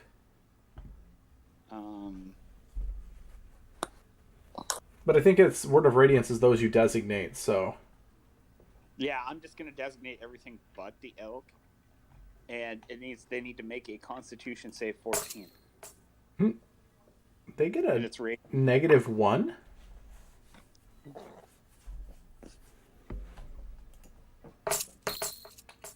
Yeah, none of them are getting over a 10. It's radiant damage, or do they have any resistances or any? No resistances. Are they vulnerable at all? They are not, no. Okay. All right. For 8 points of damage. 8 points. All right. And as you see mist burning off all around you as you cast your Word of Radiance. I'm hoping maybe it'll cause them to react in a way they might want to step away. I guess I'm waiting to see if that is the reaction from this or not. It does not seem to be.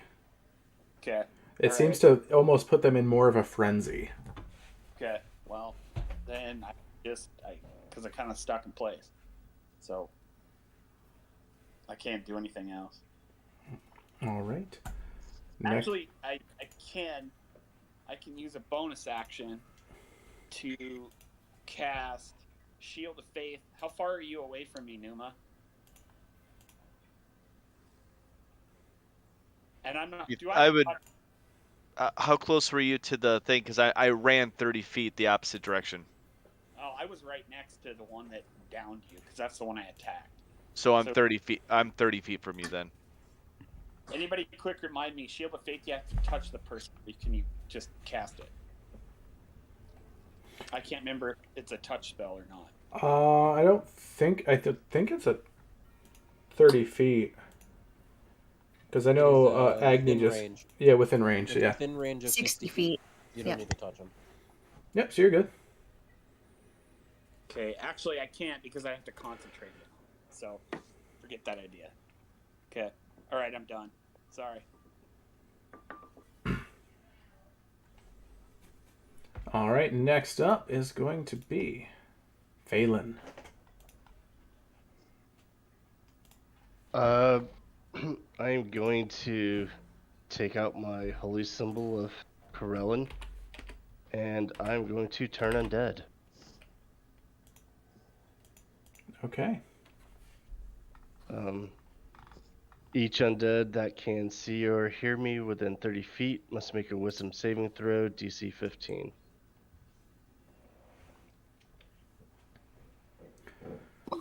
You said each creature in how much feet? 30 feet. Okay. And I was 10 feet away from one of the titans. Yep. And so that would be... Oh, you said wisdom save? Yep. That gets a 0.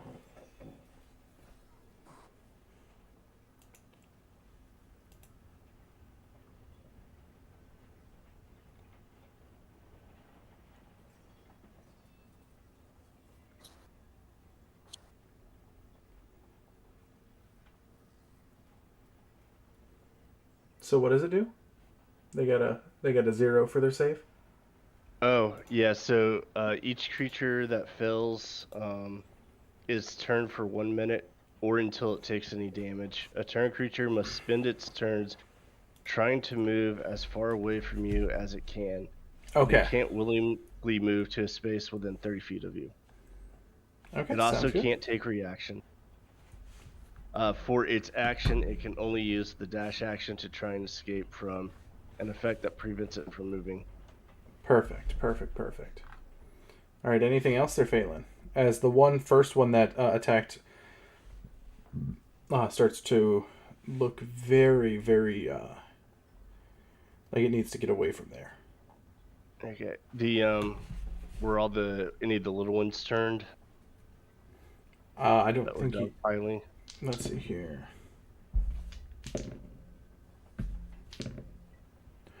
Son of a bitch, they all are. All but the one all but the one Mist Titan. I'll just yell at everyone to focus fire on the ones that aren't turned.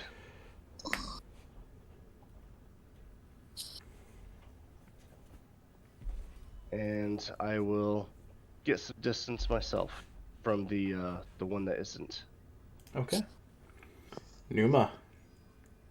All right, and then just for clarification, the one that isn't turned is the one that downed me in the very beginning, right? Yes. Cool. Then hearing that, I will just take both of my attacks onto that one specifically. First one's going to be a natural 18 for a 29. Yep. And a d8. That'll be 15 points of magical piercing. And since I feel so good, this one will be at sharpshooter. That's a 15, 26 minus 5, 21 to hit. So I know that hits. Yep. And that'll be 23 points to hit. Or 23 All right. points of damage. As you do this, you crumple this Mist Titan. It's sort of, you see it standing up there, getting ready to pull back its arm again for another swing. As you see your arrows crunch into its chest, you see its chest go concave, as almost starts to implode from the inside as the mist starts eating it alive. It lets out one last wail as it dissipates into a cascade of mist. Anything else? Nothing left behind? Nothing left behind, no. All the other ones are running, right? Yes, every last one is running. I'm going to sit down. Okay. Also, if any of the undead were CR 1/2 or lower, I think they just get destroyed. Oh, so yeah, all of the mist walkers are completely gone on Telwyn. So Verne, what are you doing? All there is that one Mist Titan left. Yeah, but it's running away. Yeah. Has not started to run yet. This one is still below you. Verne is going to give a look of deep thought of, I'm not really one to usually let undead run away.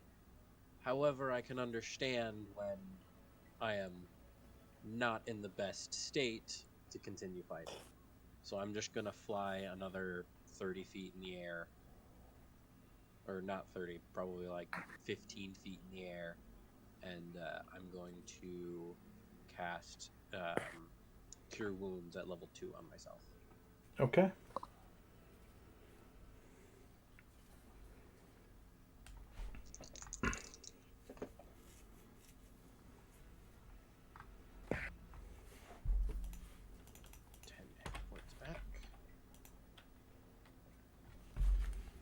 And I have nothing else. Okay. Next up is going to be Vita. Fairlin said we should focus on the ones that were actively not under this influence, so... And there's only one left we're there. gonna let this go. They're not attacking.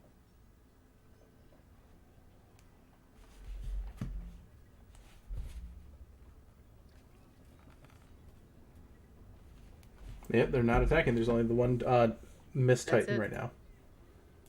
Okay.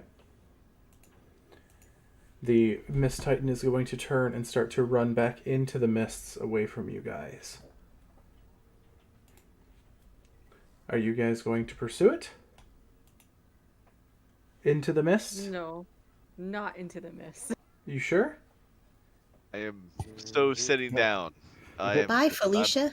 Okay. It runs off and is never seen again.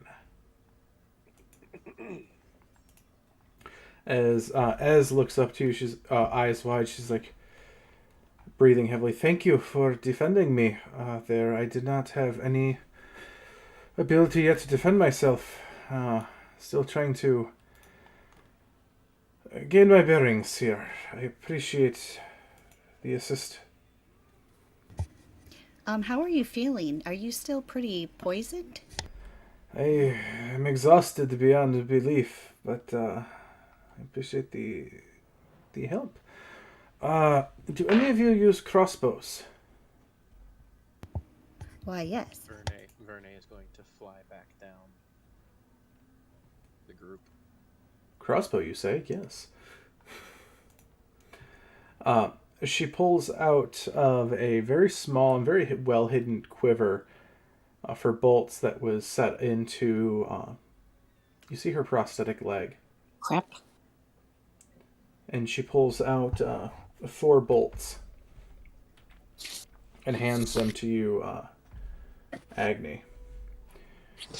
These, and as you go to reach for them, she pulls them back real quick. She's like, "These are very dangerous. You need to promise me you'll be careful with them." How so? I mean, I will, but please elaborate. Have you heard of oil of impact? No. It is an explosive oil that, upon solid contact with something, will have a violent reaction. These will, upon breaking against something, will trigger an explosion.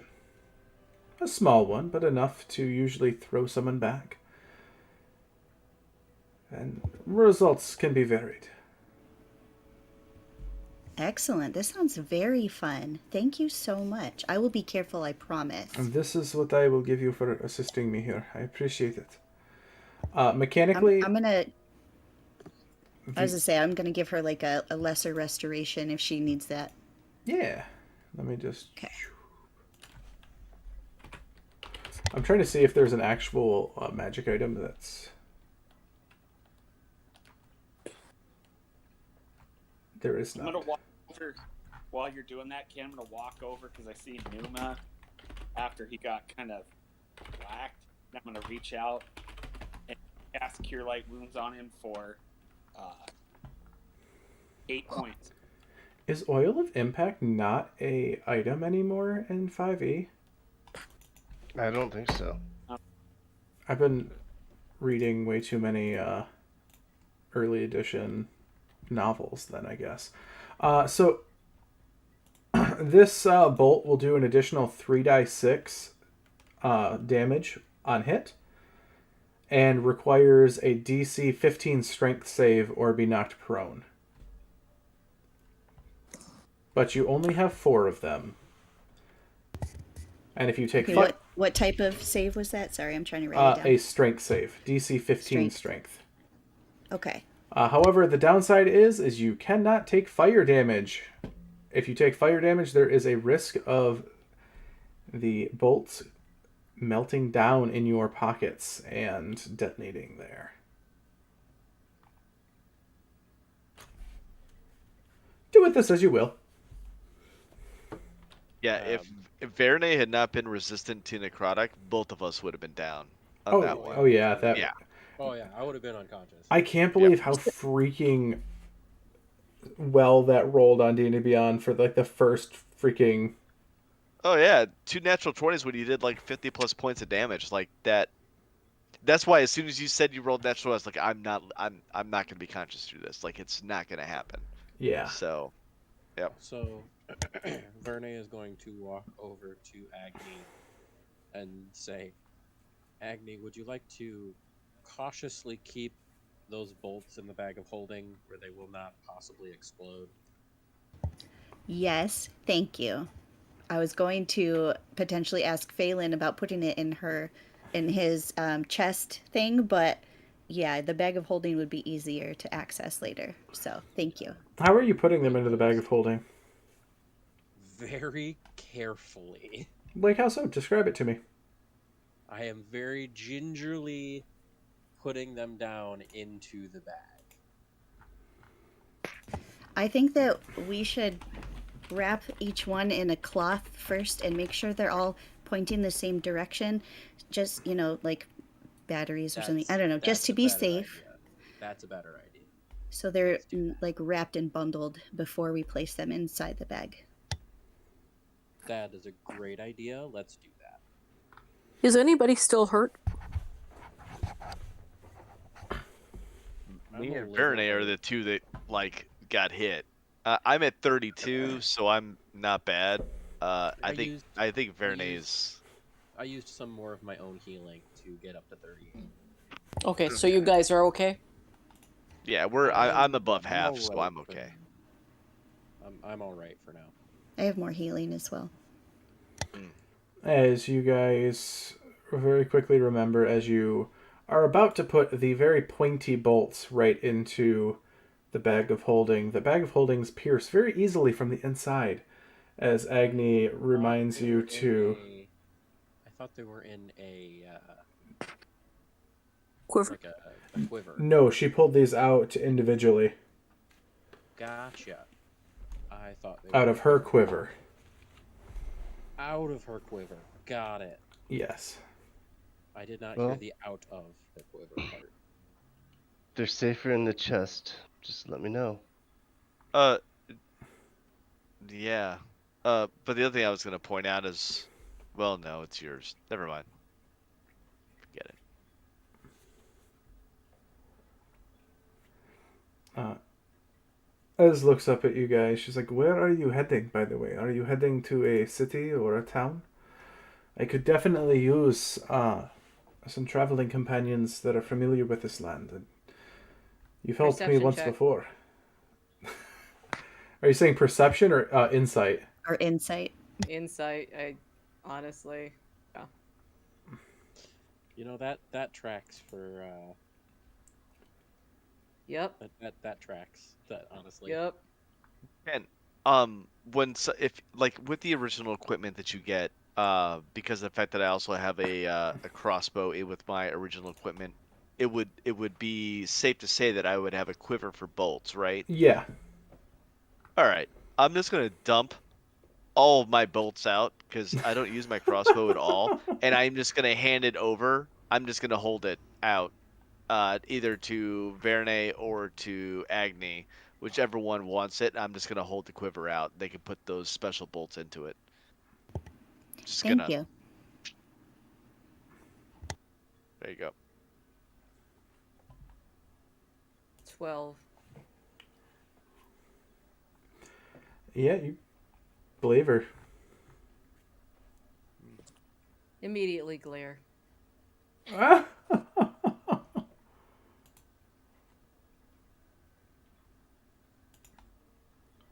Okay.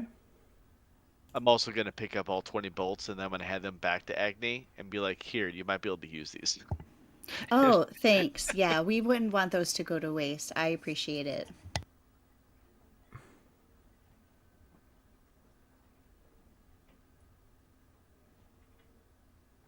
When Ez is talking to us or whatever while we're standing here, I'm gonna be like, so this Strahd fellow you mentioned, is he as much of a self-absorbed jerk as old Aranvius here?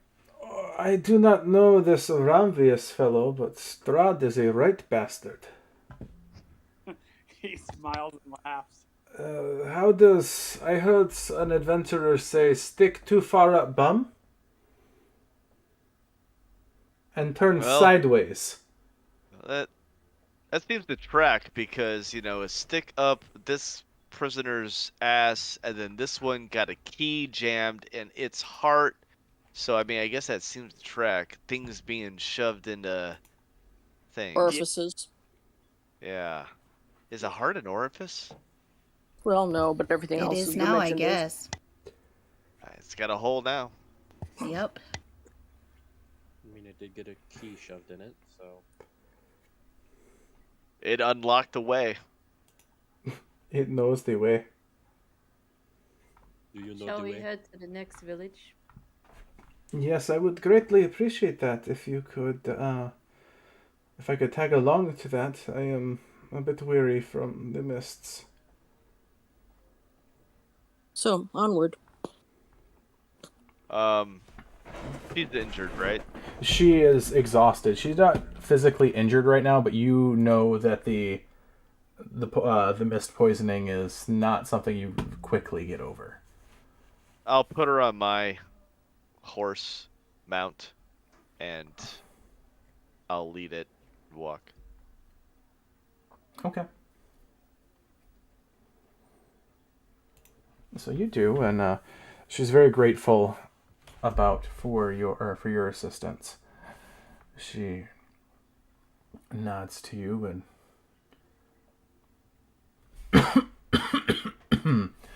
and accepts your assistance to get up. So, how long have you been here? I know some people have been here for many a day, many a decade even. We're pretty lucky.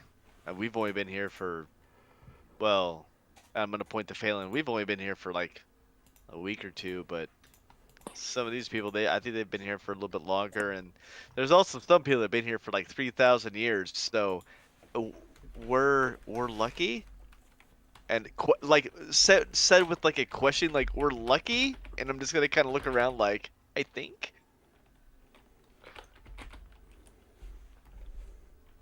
I look at Numa and say, well, you're lucky you weren't born here. Now realizing what the real world's like out here, and just shakes my head like. She looks to you and she looks to you specifically, Telwyn. You little wildflower. You need to pick up your pretty little head. It will get easier. Your dreams are not dead yet.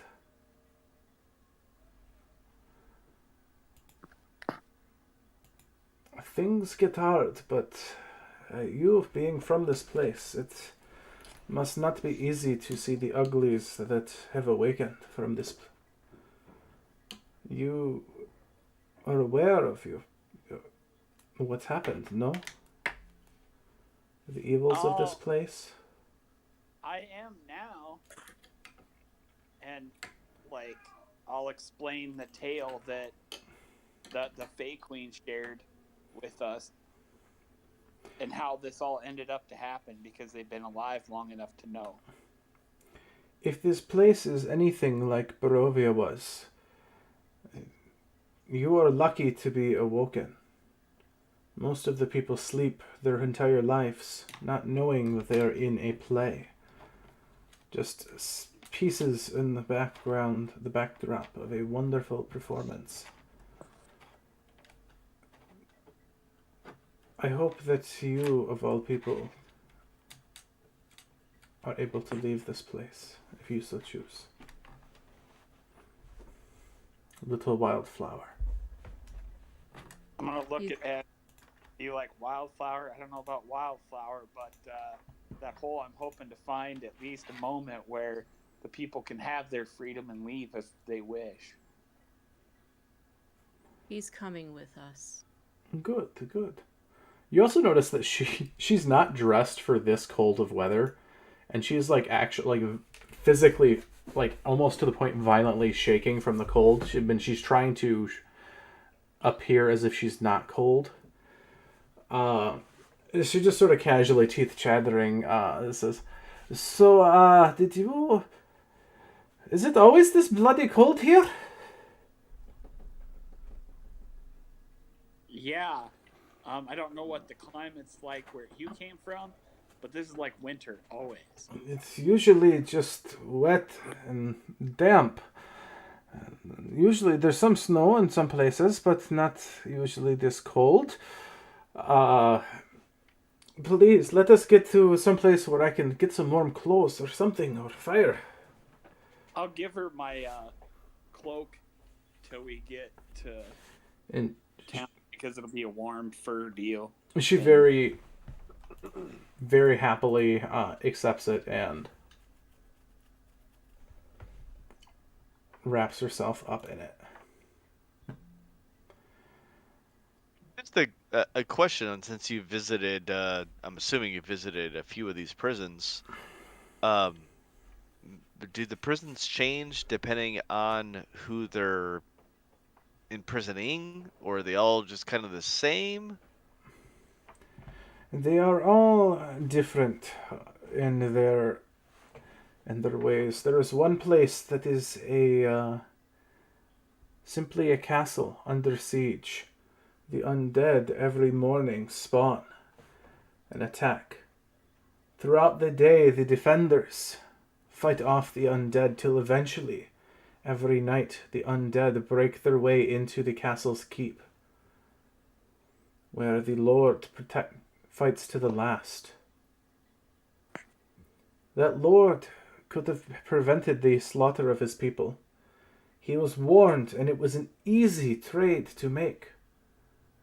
He chose personal wealth and power over his people, and for that, over 2 million of his people died as the undead washed over his lands. His people fell and rose again to fight him, and his prison is a constant reminder of that. You have Strahd in Barovia, and she sort of deepens her voice a bit. I am the land. The land is me. He is tied to the land. The whole world is his. Anything that happens, he knows of. He has powers of. It is a grand opera where he thinks that he is the tragic hero, and the heroes that are there are simply villains meant to stop him in his glorious reign. Then I heard his actual name is Kenneth. The Curse of Kenneth. Yeah. That's what I heard. You have heard wrong. I do not ever have, in any of my research, known him go by Kenneth. But Some of this, so you've given me two, and I know you're going to give me more, but some sounds like they are a punishment. I mean, seeing your people slaughtered over and over and over. And then the other one sounds like it really just grants power to the person that's being imprisoned to be horrible to other people. Like, that doesn't really sound like a prison very much to me. so the And also, why prison, would a prison bring in other people? the What is prison, that? the prison for Strahd, for that, is he is eternal. He cannot have what he wishes. He wishes for love, love that he cannot have. He wishes for his family, who he had slain. He has to live for eternity, knowing what he's done, and that he made the dark deal to do this. These other places are all sorts of odd things. There is the carnival, which is odd. It is a eternal party with big tops, hall of horrors, and sideshows. I have not figured out who is the victim there and who is held, but I do believe that it is probably Isolde, the leader of the troop. There are places that are like fairy tales, those stories that you heard as a child. Those wondrous places that tell children not to go into the woods at dark, or that a mighty prince will come and save the day, your Prince Charming, and you will live happily ever after.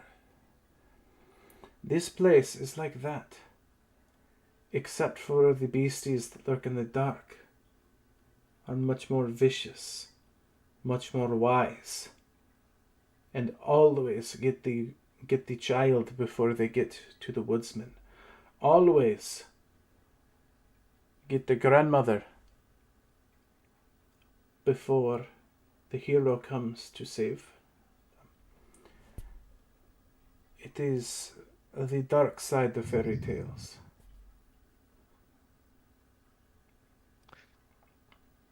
Many of these places I have visited, and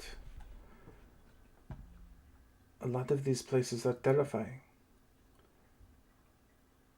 The lands, from what we've understood, and to answer your question is why others get dragged into this, is almost like they're trying to fish with a net for one specific fish. And unfortunately, the holes of the net are not small enough for a collateral to sleep on through. And unfortunately, the people in the lands get caught as well. As the land gets pulled, everything in the land and residing in the land follows. The people that do this think that they are doing the best, that they are doing what they do know is right. In isolating this monstrosities of examples of humanity, that they are doing the multiverse a favor. So, and I don't mean to ask too many questions, and I know we've got like kind of a long walk here. But Can we see we're walking? Yeah, you guys Yeah. are walking. Yeah, we're walking. You're on horseback at this point, moving. I assumed we were walking anyways, and No, that was said when this was going on. one, does whatever is being denied the prisoner, does that give anything to how to either slay them or potentially slay them? Does it give any help with that? And number two, is there a way to like just completely like, and I give the like that sign and forever, like just forever. There are ways to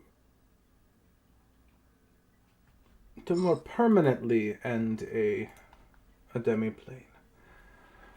But that involves entreating with the dark powers that have trapped them there in the first place. Which is not an easy thing.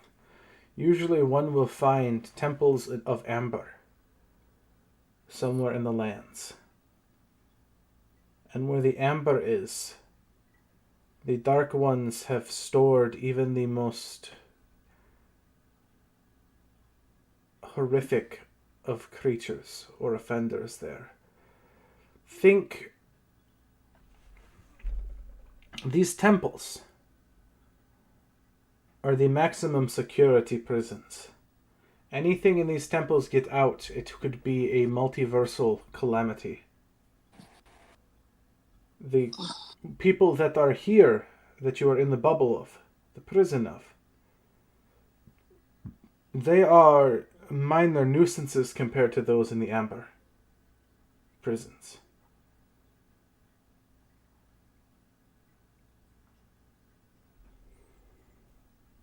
You can entreat with the dark deities there. But I do not recommend it. A question though, and this might be more for DM and player versus anything else. Yes. Okay, so when we're saying dark powers, I thought originally it was good powers that found like these individuals that were really horrible and imprisoned them away because they're very large, basically bags of shit, and they just needed to be away.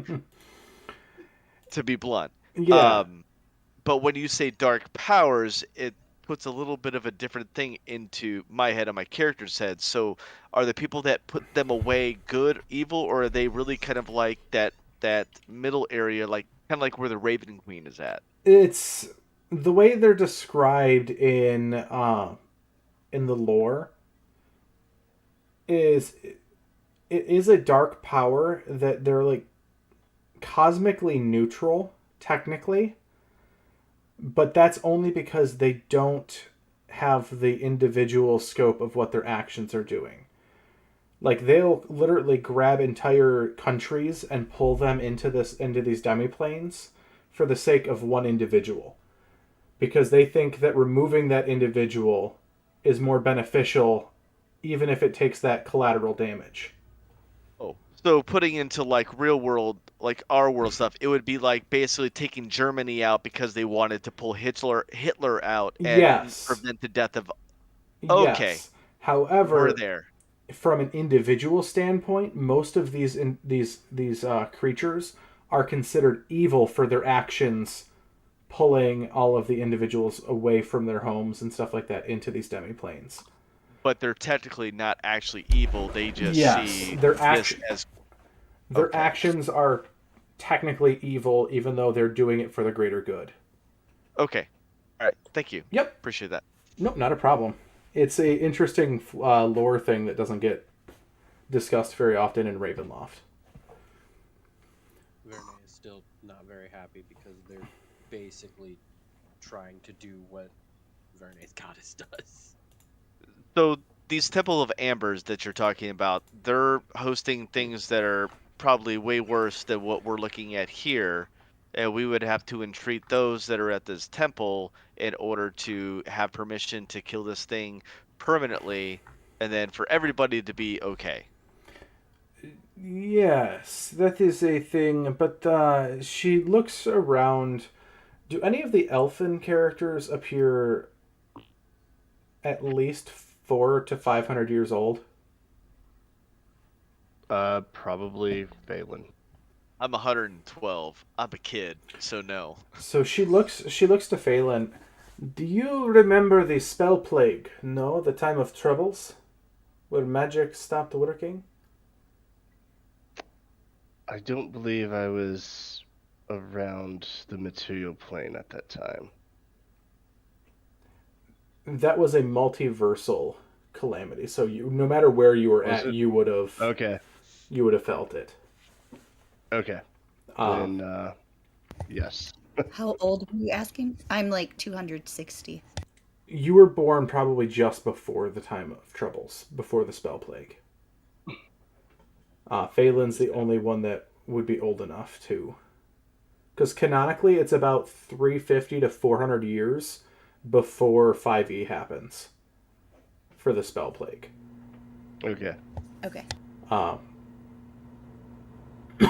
Which it would explain if you have a really old wizard on why their magic doesn't work as a level 1 character. Right. Because they had to relearn everything. But no, she looks at you, she's like, some of the dark gods that they theorize caused the spell plague, caused the great sundering. It is beings like that are trapped in the amber. Cosmically superior beings with infinite power contained in a bubble. Yes, you can entreat with them, but they will let them out. And you have to be okay with that. It is best to defeat the Lord and move on your way. Take who you can. And once you leave, you should probably be able to learn the mist walking ability. As you walk and leave this place, it'll mark you. You will always have a reminder of this place. Which means that you can come and go from this place.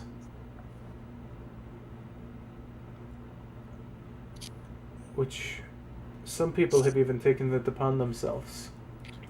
Adventuring parties. I know in Barovia this is such a place. People come back when the mists return and the Lord re-rises, and hunt him down to the end of their time. It is something that some people do. So there's no way to actually permanently decapitate this. Not that we this know kind of. of death. Okay. We theorize that the dark powers in the amber should be able to do it, but none of us are willing to unleash them on the world to try. Gotcha. So the only way to kill them permanently would be able to get that, but if you do that, then they get out, and then you stomp wherever they want to stomp, and then we have to kill them, and then it's a whole chain of events. Yeah.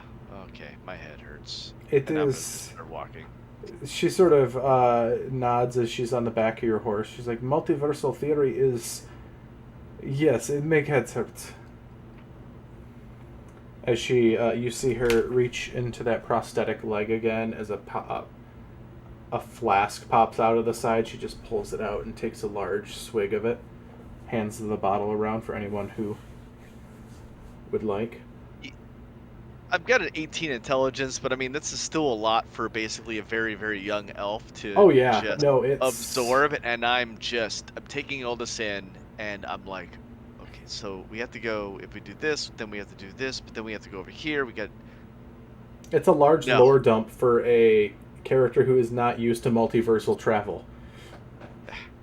So, yeah, it'd just be better to stab this guy, turn him into mist, get everybody out, and hopefully nobody gets captured in again. Okay, got it. Are we there yet? After the first day, night comes down, and you guys are about one more day out from the local so we village. We get a night? We get a long rest?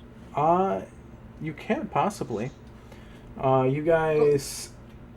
Don't forget that we'll be safe if we long rest because of my hearth of moonlight and shadow. It's like a pseudo Liam's tiny hut. If something stumbles into the area, they'll still find it, but if they can't actively see it right away. Like it is like a shroud. And we'd get a +5 bonus to any stealth and perception checks. Yeah, it's a really powerful... It's so much better than Liam's. It dampens firelight, so you can still have a fire without like giving away your location and everything. It's a great feature. I also have... I have a thing. How big is your... You have it... How big is mine? The hearth. Yeah. Whoa. We are not doing that. 30 foot. 30 foot? My I have a thing. How big is your... Yeah. It's a 30-foot sphere. I have a spell. A ranger spell. Cordon of arrows. It's 30-foot range, and if anything comes within that 30-foot range that is something that I do not designate, then 4 pieces of ammunition, such as arrows or crossbow bolts, will fling at them. Oh god, I literally just gave you a goddamn claymore with that spell. Put the explosive bolts down, and then you got that? Yes, you did. You gave us a claymore. God, that's a terrifying... And yet Vita still doesn't feel safe. No, but I mean, it's as long as we set up watches, where it'll be pretty safe. You know, we should be fairly safe with, you know, because we get extra perception for watches. That worked so well the last time I died. Was that before I joined you? Yes. Yes. That was before That was before I joined you. And why are we talking about old stuff? I have this ability. The biggest thing is, it's just that I'm concerned that we have a guest. But Yeah, I'm the we'll only just one keep that has it this an extra concern. close eye. No, I'm concerned because I remember how bad I felt about the whole Chi-Chi thing because I really wanted to trust him. But yeah, then he murdered my best friend, so fuck that guy. Verne turns to our guest and says, "This is nothing against you. We've just been burned." I would say it is. I'm gonna look at both of them. I'm gonna cast Detect Good, and I'm gonna see if she pops up as good. Who does? Ez? As. That is? When you cast that, do you cast that on a specific person, or is that like a... It's just an area of effect thing. Do you cast it on me also? I'm just casting it in general, Detect Good and Evil, but I'm choosing good. She gotta does. check something real On divine fast. sense, and it's showing me all kinds of crazy stuff. She doesn't. She doesn't ping as good. Neither do Phelan I. is literally shitting himself right now. No. You probably should have done evil. To be honest, you probably should have done that. But I ping good. You don't pick anything up off of Phelan. You can't tell what he is. Okay. The spell doesn't work on him. Yeah. Oh yeah, because you've been using your aura for so long.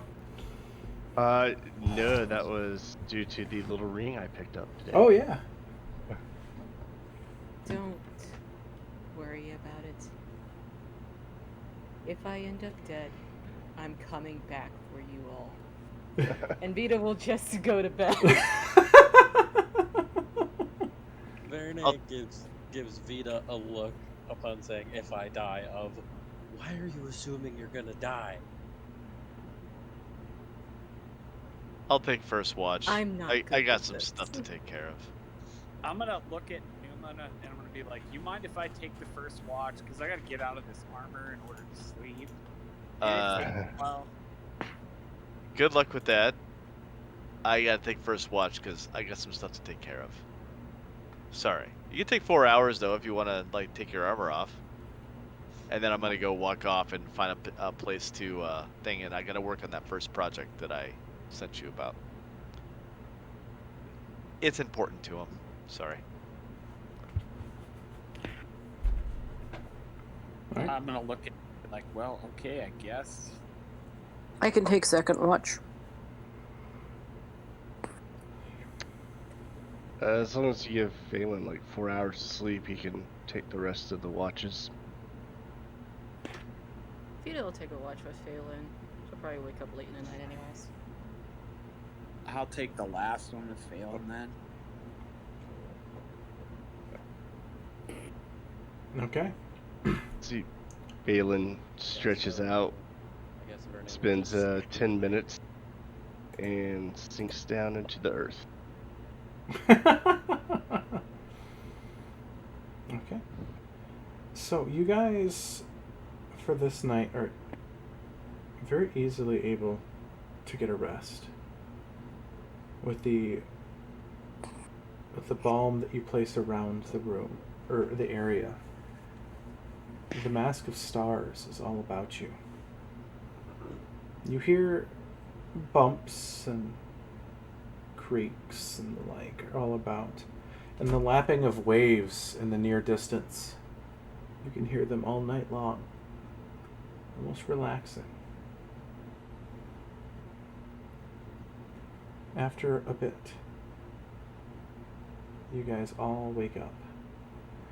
The watches completely empty. Nothing happened. As a side note, Verne will put their sleeping bag next to Vita's. Okay. As you wake up, Ez is up and she's sort of stretching her legs, stretching herself. I feel a bit better today. Thank you. Yeah, I needed that rest. But still have some ways to go. I think I am still quite. I am quietly polishing an Aki. Okay. So, how far are we from the city? You said one more day, correct? About a day's march. Okay. We're going to the village first. Yes. What is the village's name? New Pow now. But Now the Pow. newer Pow now. New Now Pow. Or you told her Pow New now, Pow just Wow. okay. New powwow. Okay. The new one. The new one. What happened to the old one? We don't know yet. Yeah, something about a cataclysm. Ah. It explains things. As you see, it clearly doesn't on her face, but she knows enough to not ask further questions. As soon as we know, you'll So you guys continue forth, and the day's travel is quite inconspicuous, actually, at this point. Well, that just puts Vernay on edge.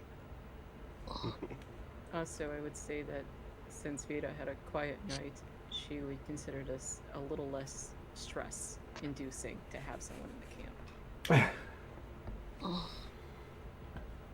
And as you guys are Vernay will- walking, Vernay will look to Vita with a look of, see, I told you not to worry about it. and Ez will look to you, Vita, as you guys are walking, and she's like, "Your dress, it is amazing color. I can see even through the wear and tear of the road. That is quite an exquisite make."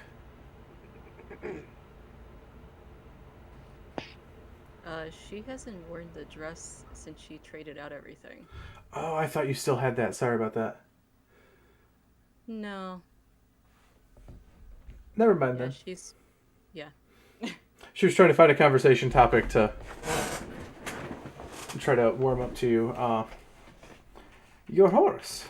It is quite a fine steed. It is not often you see a horse of their age still working. It is a fine creature. Yes, Adorai is the best horse of all the horses here. I can see it has seen many a good day and many a fine battle, I can tell. A very wise creature.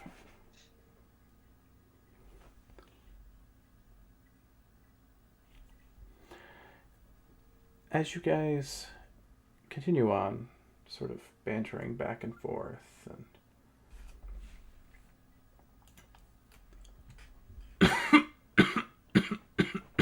I'm sorry. You guys eventually find yourself at the edge of a bustling city. This is odd, as this is probably the largest settlement that you guys have found in the entirety of this place. New Naupau is large. You guys are standing up on a cliff that overlooks the city. The city sprawls, and for those of you native to Faerun, this is probably similar to that size of Waterdeep. There are thousands of people here. You see smoke billowing up from chimneys. You see lights and fires flickering in and out from buildings and stuff like that down below. As you see commerce and trade going through, and even boats skimming on the mist on the shore.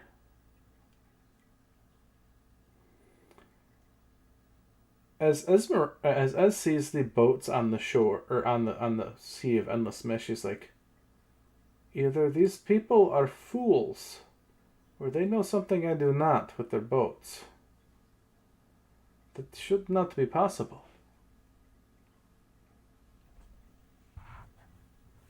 What's not possible about it? The mist should swallow the vessel, and they should go straight to the bottom, the poison's taking them. This is odd. When we get here, I think I need to spend some time investigating things. And she thinks for a second, and she pulls into one of her pockets and pulls out 2 polished river stones. This is a sending stone. If we get separated, or when we separate, if you need anything or lore-wise, I can help you with different questions and the like. I do not know until I get the lay of the land how I will do in a fight, but I am an excellent intelligence gatherer. So if you need anything, and she hands one of the stones to Vita, please do not hesitate to call me. Okay. You look She less. looks around at the party like, what? You look less likely to lose this.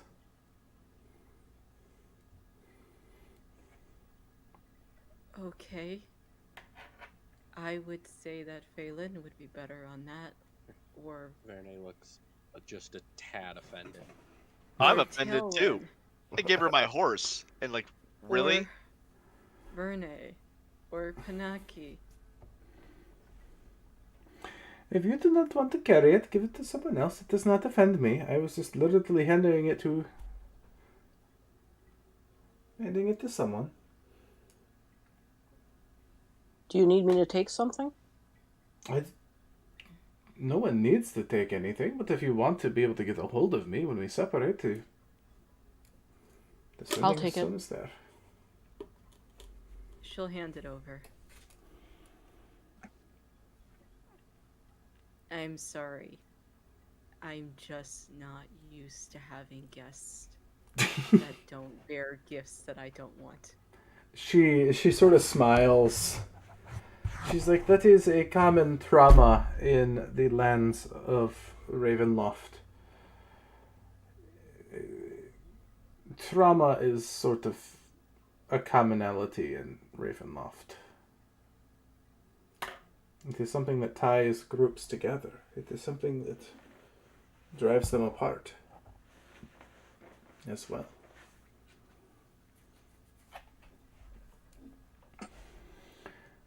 But here, this is where I think I will split up with you guys. I will enter the city in my own way, and I will check in periodically. If I find anything useful, I will send it your way, and I hope you'll do likewise.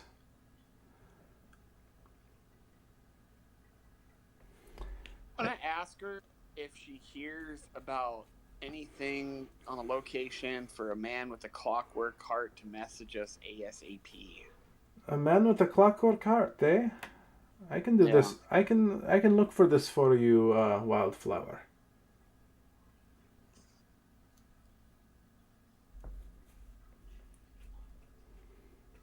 I'm gonna smile and thank my lady and just kind of look around and like Flower, and he looks at his beard and he kind of strokes it for a second. He's like, "Well, it is quite prominent, I guess. I guess maybe the Flower."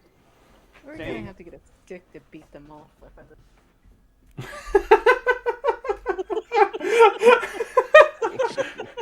Does Vita say this out loud, like under her breath? Oh yeah, definitely. She probably would be saying it to Agni because Agni's jealous. Oh. Like, And giving her the side eye. as you say that, I'm her not getting the friendship bracelet. her perception's actually really high, and so she just looks over at you, Vita, and gives you a wink. I will look for this for you, my friends. Thank you so much for helping me get out. God damn it, Numa. Thank you for helping me out there in a dangerous situation. I don't know if I would have survived if it was not for you. Those Mistwalkers were chasing me, it seemed, and you defended me, so I appreciate that. As she says her last goodbyes, she turns around and starts heading to the north end of the city. She calls back Wow, at you. Tilwyn, you're really blossoming. Please either wait to go through the same entrance as me or find a different entrance into the city. We do not want to appear that we are together for information purposes. It is easier for one individual to gather more information than a group. I will head to the north entrance. There are... She looks down off the cliff. It looks like there's 3 other entrances, one for each of the cardinal directions. You can choose which way you choose. As she takes off in a jog. Well, west is always best, but, you know. I was thinking we should go down south. I like west for some reason. West doesn't seem like the worst choice. Would I know, being from here, would I know, like, kind of the basics of this city? It's like a more well-known one. Yeah, it is the current capital. Okay. Well, old capital that's been rebuilt. Okay. The actual seat of power has been moved to the Darkheart Estates, but this is on paper, would be the capital city. Okay.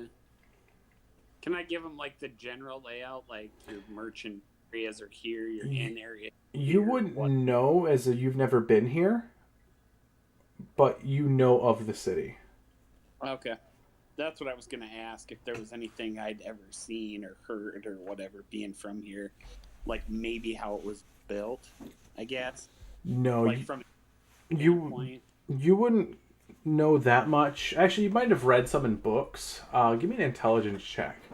Because this is so far away from your village that the average traveler would not be able to brave the lands to get here. Yeah, either I was at a stage where I wasn't old enough to read or old enough to pay attention. I got like a 3. Yeah, you know the name, but you're not familiar with this place. Yeah. But you see the 4 cardinal direction gates. Each gate has a very ornate carvings of it.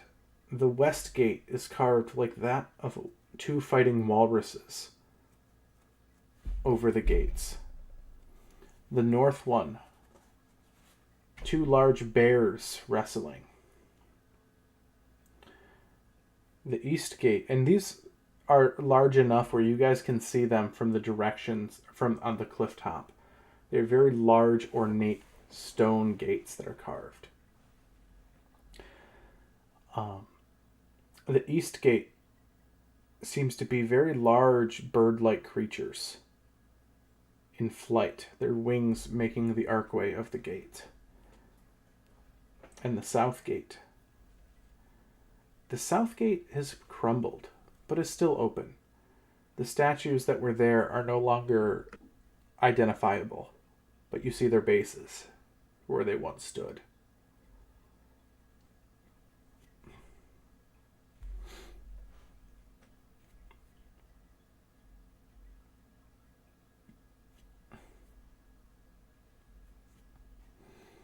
To the walrus? Sure. To the walrus, to the walls. God. Let all the. Oh no. Sorry. So you guys end up. It takes about a half hour to get down from the cliffs to get to the west gate, the Walrus Gate. As you guys get down, you see an individual there at the gate.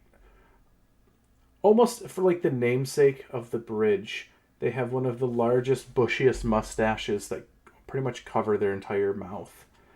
A very Jamie Heineman mustache. Okay. I'm sorry. What was that last name again? Jamie Heineman, you know, like from Mythbusters. Sorry. Heard something else, and I was about to make a tailwind joke, but never mind. Large mustache, sort of. A fantastic mustache. Thank you, thank you. Out of this, oh, well, that was me out of character, but He's sure, Verne will compliment the man on his facial hair. he's holding a very large axe on his shoulder and a kite shield on his arm. You see, he's standing guard at the gates. Who goes there? Who that wants to enter New Naupau? Hi, I'm Agni. Would you like a friendship bracelet? And I just pull out a random one, like an extra that was like not very good, so she didn't want to actually give it to anybody really she was like really good friends with. You see one eyebrow that's almost as bushy as the mustache raise up. You're not from around here, are you? No. How did you know? You're trying to make friends with an armed individual that you've never met before while entering a city. And instead of a bribe or any sort of usual thing, you offer a piece of string that is colorful. Well, you see, where I come from, I am friends with everybody, and this piece of colorful string is a token of our love and appreciation for people. He just sort of narrows his eyes at you for a minute. And then you just hear the largest booming belly laugh that you've heard in a long time in this place.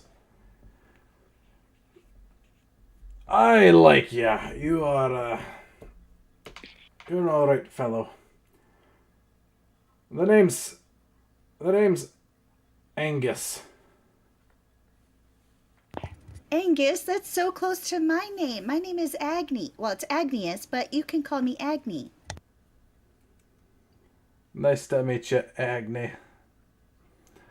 So, Not gonna lie, with your description, I'm just now visualizing the dad from Cloudy with a Chance of Meatballs. he's like, so, what brings you to New now, pal?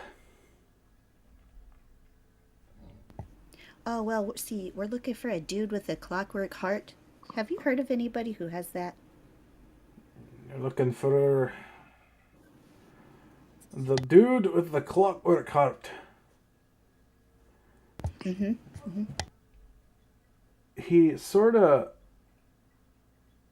takes the friendship bracelet, and it's way too small for his wrist, so he ties it to the end of his axe. But he sort of bends down to you, Agni, because he's quite tall. Do yourself a favor. Don't be asking questions until you know how the people will react. I'll give you this one. The man with the clockwork heart is a fugitive, wanted by Lord Aranvia Starkheart. Trying to associate with him Audibly gasp. No way. is not well liked here. Oh, that is very good to know. Yeah, we don't necessarily want to associate with him. We just need to find him. Okay, that's very good to know, though. I appreciate you telling me that. Good looking out, bestie. I can't and won't help you past that, but you can enter the city. Well, thank you so much. This is just a fine day, isn't it? Also, I forgot to ask, do you have any contraband that's not allowed in the city? What's contraband? What's not allowed? We don't tell us the laws, I guess, so that we can make sure. He just sort of is like, all right, welcome to New Now. As you see, he's like starting to recite this speech that he's probably had to say it 1,000 times in his life. Welcome to New Now, pal. Keep your blades and weapons sheathed. Magic is not allowed in the streets. Mages in general are frowned upon here, but not illegal. Please do not make a ruckus in the streets, or me and my boys will have to come find you and break up the fight. Yada yada yada. It's a city. Do not terrorize the locals. Do not terrorize the guards folk. Do not steal. Do not murder. And as for contraband, no magical artifacts of immense power. Like, don't bring an orb of destruction into this. If that's Seems the fair. qualifiers, then no, we do not have anything. I thought you were going to complain about outside fruit. Outside fruit? Yeah, it can ruin an entire crop. You know, that is a good point. I never thought about that one. Yeah, there are a lot of places that don't like foreign fruits in their cities. I will have to think about this, bring this up the next council meeting. And of course, I mean, has everyone had their lesser restoration before they've entered a city? Because everyone has to have These their are all lesser good restoration. things. I mean, if you don't, it's how you spread diseases and things like that. If you're looking for lodging, there is the Winged Wyvern. It is the inn that is probably the most reliable here. The food is good, ale is good, and the beds are not bedbug ridden. So you would stay there. I would stay there if I did not have a home. Ah, clean beds, good drink. I am in. Tell You him. heard him. He's in at the end. All right. Tell him I sent you, and you should get a discount. It is my brother there that owns it after all. Oh my Does gosh, he- do you think he'll be my friend too? It's maybe. All right. And as you guys, DM, I missed the guard's name. What was his name? Angus. Oh, it is Ang. Oh, I was actually being funny. Okay, never mind. Continue. and as you guys enter the city through the front or through the west gate, the Walrus Gate. This is where we end for the night. And because you guys got here and finished the arc, you guys. Wait, you can't. Yeah, I'll give you a level 8, right? What? What level What? are? We're current. Yes, He's we will currently trying to say is 7. we achieved We're at level 7. Yeah, if you're level 7, I'll give you. You guys just gain level 8 here, as you get your new Yay. Now Pow. Okay. How many days did it take us to get here from 2, the 2? Okay. because you guys did not get the level last week. You said. Right. Well, no, because we had just turned level 7 the week prior. Yeah, so I had some level what do you call it checkpoints in my campaign notes, and getting to this city was one of them. Okay. So Here's something. yes, Our money. Didn't we give a large portion of the money to the Wolfsbane for their keeping? yes, Ugh. yes, you did. Right. Yeah, now our money is in the bank, but not here with us. The who? Stupid money. You guys left a good chunk of your money at the Wolfsbane because they had a bank there for you guys to not have to carry the large sum of wealth that you guys the had. party ones. That was before you guys got the bag of holding, Mm-hmm. and you guys never went back to retrieve it yet. Kind of forgot about Alright. that. But that, So we're bussing tables for a bit. as next week it No, I becomes Tavern Simulator. I think I've got like 10. I've got 10 gold on me because well, it comes with the Yeah. initial part. Is I have 10 gold. But all right, everyone who's watching at home, thank you